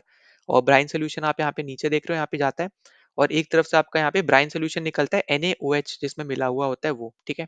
और फिर ये कहाँ कहाँ यूज होते हैं, तो ये भी आपको यहाँ पे दे रखा है, तो इसको आप जरूर एक बार गो थ्रू कर लेना, ये सीधे सीधे बस आपके फैक्ट आपको यहाँ पे दे रखा है, ये इक्वेशन जरूर यहाँ पे याद रख लेना, ठीक है? और एक्वा सोल्यूशन ऑफ NaCl को क्या बोलते हैं, हम ब्राइन सोल्यूशन बोलते हैं। फिर दूसरी जगह जहाँ पे सबसे ज़्यादा रॉ मटेरियल के तौर पे यहाँ पे ये यूज़ होता है, उसको हम बोलते, वो आपका है यहाँ पे ब्लीचिंग पाउडर, ठीक है? तो ब्लीचिंग पाउडर में आप देखोगे यहाँ पे बेसिकली कि आपका ना जो क्लोरीन है वो आपका यहाँ पे प्रोड्यूस होता है जब हम इलेक्ट्रोलिसिस करते हैं। जो अभी हमने ऊपर देखा ना, ये आप क्या कर रहे हो यहाँ पे, ये इलेक्ट्रोलिसिस कर रहे हो ना आप। तो इलेक्ट्रोलिसिस की वजह से आपने देखा यहाँ पे कि आपका क्लोरीन बन रहा था, है ना? आपने यहाँ पे क्या देखा कि आपका यहाँ पे क्लोरीन बन रहा था। जब आपने यहाँ पे इलेक्ट्रोलिसिस किया, तब आपने देखा कि आपका यहाँ पे क्लोरीन बन रहा था। और किसका इलेक्ट्रोलिसिस किया आपने, ब्राइन सॉल्यूशन का किया, एक्वा सॉल्यूशन ऑफ NaCl जिसको हम ब्राइन सॉल्यूशन बोलते हैं। उसका जब आपने इलेक्ट्रोलिसिस किया, तब आपका यहाँ पे क्लोरीन आपको दिख रहा था कि आपका बन रहा था। अब ये जो क्लोरीन गैस आपकी निकली ना, इसी की मदद से हम लोग यहाँ पे ब्लीचिंग पाउडर बनाते हैं, ठीक है? तो ये आपको यहाँ पे देखने को मिलेगा। इसी की मदद से हम लोग क्या बनाते हैं यहाँ पे, जो आपको Cl2 आपको देखने को मिल रहा है, इसी की मदद से हम लोग यहाँ पे ब्लीचिंग पाउडर बनाते हैं, ठीक है? ब्लीचिंग पाउडर हम लोग यहाँ पे बनाते हैं। ब्लीचिंग पाउडर का आपको फॉर्मूला दे रखा है, आपको यहाँ पे याद रख लेना है, CaOCl2। और ये आपका बेसिकली यहाँ पे CaOH ट्वाइस के साथ आपका क्लोरीन गैस जब मिलता है, तब जाके आपका ब्लीचिंग पाउडर बनता है। तो याद रखना कि Cl2 जो आपका इलेक्ट्रोलिसिस करने के बाद ब्राइन सोल्यूशन के, जो Cl2 निकला, जो क्लोरीन गैस निकला, उसी के मदद से आपका यहाँ पे CaOCl2 बनता है, मतलब ब्लीचिंग पाउडर बनता है, जब वो Cl आपका जो निकला है, क्लोरीन गैस जो निकला है, वो आपका जब रिएक्ट करता है आपका ड्राई स्लेग लाइम के साथ, ठीक है? तो ये कंप्लीट आपको देखोगे ना, कंप्लीट थ्योरी ही आपको यहाँ पे दे रखी है, इनके बारे में आप ज़रूर पढ़ सकते हो। और फिर आपको यहाँ पे यूजेस दे रखे हैं, ये भी आप ज़रूर पढ़ लेना। कि ये बेसिकली यहाँ पे ना ब्लीच करने के लिए यहाँ पे यूज होता है अलग-अलग इंडस्ट्री में। जैसे टेक्सटाइल में कॉटन को अगर आपको ब्लीच करना है तो उसके लिए यूज करते हो। पेपर इंडस्ट्री में अगर आपको वुड को ब्लीच करना है तो यूज करते हो। फिर अगर आप लॉन्ड्री इंडस्ट्री में देखोगे तो आपको यहाँ पे अपने कपड़ों को जब आपको यहाँ पे धुलना होता है, वॉश करना होता है, तब हम इसको यहाँ पे यूज करते हैं, ठीक है, ब्लीचिंग के लिए। फिर एज एन ऑक्सीडाइजिंग एजेंट की तरह यहाँ पे ये यूज होता है। साथ ही साथ ड्रिंकिंग वाटर को, ठीक है, अच्छा बनाने के लिए, मतलब जर्म्स फ्री बनाने के लिए, अच्छे से मतलब ऐसे यहाँ पे पानी हम पी सके, इस लेवल का पानी बनाने के लिए भी ब्लीचिंग पाउडर का यहाँ पे यूज होता है, ठीक है, ड्रिंकिंग वाटर को साफ करने के लिए। फिर तीसरा आपका यहाँ पे जहाँ पे ये रॉ मटेरियल की तरह यूज होता है, जो आपका कॉमन सॉल्ट NaCl है, वो है आपका यहाँ पे बेकिंग सोडा में, ठीक है। अब बेकिंग सोडा आपका यहाँ पे ज्यादातर आप देखोगे ना, ये हाउस होल्ड चीजों में ज्यादातर यूज होता है, स्पेशली आपका जो किचन से रिलेटेड चीजें हैं, खाना बनाने में आपका सबसे ज्यादा यूज होता है यहाँ पे ये, ठीक है। और ये इस तरीके से यूज होता है ताकि हमें ना जल्दी से जल्दी जो हमारी कुकिंग है वो यहाँ पे कंप्लीट हो सके, जल्दी से जल्दी खाना बन सके, इसलिए इसका यहाँ पे यूज किया जाता है। वही सब आपको यहाँ पे समझाया गया है, ये इसको जरूर पढ़ सकते हो। साथ ही इसका यहाँ पे जो दूसरा नाम है NaHCO3, यहाँ पे इसका फॉर्मूला होता है। इसका जो दूसरा नाम आपको दे रखा है सोडियम हाइड्रोजन कार्बोनेट, तो ये भी आपको यहाँ पे पता होना चाहिए। इसके ऊपर भी क्वेश्चन पहले भी बन चुका है, तो अभी भी आप अभी भी पूछा जा सकता है, तो ये भी याद रखना। जो दूसरा नाम है ये याद रखना, फॉर्मूला याद रखना, कहाँ यूज होता है ये याद रखना, और क्यों यूज होता है कुकिंग में, तो ये भी याद रखना कि फास्ट कर सकता है यहाँ पे ये चीजों को, ठीक है। तो इसलिए यहाँ पे इसको यूज किया जाता है। और ये एक बेसिक सॉल्ट है, तो ये भी आपका एक इंपॉर्टेंट है, तो ये भी प्लीज यहाँ पे याद रख लेना। फिर आगे आपको यहाँ पे यूजेस दे रखे हैं। यूजेस में जैसे आपका यहाँ पे बेकिंग पाउडर बनाना है बेकिंग सोडा से, तो उसके लिए आप यहाँ पे यूज करते हो। दूसरा आपका हो जाता है यहाँ पे, जब आपको सोडा एसिड फायर एक्सटिंग्विशर जो आपके हैं, ठीक है, इसके ऊपर क्वेश्चन भी पहले भी आ रखा है कि सोडा एसिड फायर एक्सटिंग्विशर में कौन सा आपका यहाँ पे यूज होता है। उसमें चार ऑप्शन में ब्लीचिंग पाउडर, बेकिंग सोडा, इस तरीके से आपको चार दे रखे थे, वॉशिंग सोडा वगैरह। उसमें से आपको पता होना चाहिए कि बेकिंग सोडा जो है वो आपका यूज होता है सोडा एसिड फायर एक्सटिंग्विशर में, ठीक है, तो ये भी इंपॉर्टेंट है। फिर ये आपका यूज होता है एंटासिड्स में, जो आपके यहाँ पे मैंने ऊपर बताया था ना, एंटासिड जब आपको पेट में बहुत ज्यादा इरिटेशन पेन होने लगती है तो हम एंटा एसिड यूज करते हैं, जो कि बेसिक नेचर के होते हैं। और क्योंकि ये बेसिक सोडा भी हमने ऊपर अभी देखा, ये एक माइल्ड बेसिक सोल्यूशन है, या फिर बोलो आप बेसिक एसिड है, ठीक है, तो यहाँ पे इसलिए आपको यहाँ पे ये भी याद रख लेना है। तो यहाँ पे ये यूज होता है न्यूट्रलाइज करने के लिए, जो भी आपका एसिड प्रोड्यूस हो रहा है उसको न्यूट्रलाइज करने के लिए आपका एंटासिड यूज होता है, तो एंटासिड में भी आपको बेकिंग सोडा देखने को मिलता है। फिर अगला आपको यहाँ पे देखने को लेगा यहाँ पे वॉशिंग सोडा। बेकिंग सोडा आपका था थर्ड, तो आपका वॉशिंग सोडा आपका हो गया यहाँ पे फोर्थ, जहाँ पे एज अ रॉ मटेरियल आपका कॉमन सॉल्ट यूज होता है। अब यहाँ पे अगर हम बात करें तो यहाँ पे ना आपको देखने को मिलेगा, ये आपका है यहाँ पे इसका इक्वेशन का फॉर्म, मतलब यहाँ पे वॉशिंग सोडा का फॉर्मूला, ठीक है। अब वॉशिंग सोडा के फॉर्मूला में आपको दिख रहा होगा यहाँ पे सोडियम कार्बोनेट और फिर 10 वाटर के क्रिस्टल्स हैं, ठीक है। अब यहाँ पे ना आपको ये इक्वेशन याद रख लेनी है कि जब भी आप यहाँ पे सोडियम कार्बोनेट को 10 मॉलिक्यूल्स ऑफ वाटर के साथ जब आप रिएक्ट करवाते हो ना, तो आपको यहाँ पे ये फॉर्मूला निकल के आता है जिसको हम वॉशिंग सोडा बोलते हैं, ठीक है। और ये भी आपका एक बेसिक सॉल्ट है, तो ये भी याद रखना है आपको। अब यहाँ पे ये जो निकल के आया ना, इसको हम बेसिकली बोलते हैं क्रिस्टलाइजेशन, ठीक है। जहाँ पे आपका ये जो 10 मॉलिक्यूल्स है वाटर के, जो आपकी ये सोडियम कार्बोनेट के साथ मिल जाते हैं ना, इसको हम लोग बोलते हैं क्रिस्टलाइजेशन, ठीक। तो यहाँ पे आपको देखने को मिलेगा कि यहाँ पे 10 मॉलिक्यूल्स हैं वाटर के, ये आपके एक सोडियम कार्बोनेट के साथ मिल जा रहे हैं, यही आपको यहाँ पे आगे भी दे रखा है, ठीक है। तो ये पॉइंट आपको यहाँ पे याद रख लेना है। तो ये आपका इंपॉर्टेंट है, बाकी आपको नीचे यूजेस वगैरह दे रखे हैं। तो ये इंपॉर्टेंट, ये फॉर्मूला इंपॉर्टेंट है, आपसे ये पूछ लेता है कभी कभी, आपसे यहाँ पे इस तरीके से पूछा गया है पहले भी, कि कितने मॉलिक्यूल्स ऑफ वाटर आपको देखने को मिलता है वॉशिंग सोडा में। तो याद रखना, हमें 10 मॉलिक्यूल्स ऑफ वाटर हमें यहाँ पे देखने को मिलता है, ठीक है। या तो इस तरीके से दे देगा या फिर आपको क्रिस्टलाइजेशन करके टर्म बना के दे देगा। तो याद रखना है आपको, वो 10 जो नंबर दे रखा है ना, वो आपको यहाँ पे याद रखना है, ठीक। फिर नीचे चलते हैं, नीचे आपको दे रखा है यहाँ पे इसके यूजेस, तो याद रखना paper industries, glasses industries, soap industry में आपका यहाँ पे वॉशिंग सोडा यूज होता है। परमानेंट हार्डनेस को हटाने के लिए यूज होता है, क्लीनिंग एजेंट के तौर पे यहाँ पे यूज होता है। फिर साथ ही साथ आपका बोरेक्स जो आपका एक सोडियम का कंपाउंड होता है, उसको बनाने के लिए भी यहाँ पे यूज होता है। तो ये सब आपके यहाँ पे इंपॉर्टेंट चीजें हैं। फिर नेक्स्ट टॉपिक आपका है यहाँ पे कि क्रिस्टल जो होते हैं यहाँ पे सॉल्ट के, क्या वो ड्राई होते हैं। तो देखो इसके केस में ना आपका यहाँ पे आपका यहाँ पे आ जाएगा कि जो आपका कॉपर सल्फेट है, ठीक है?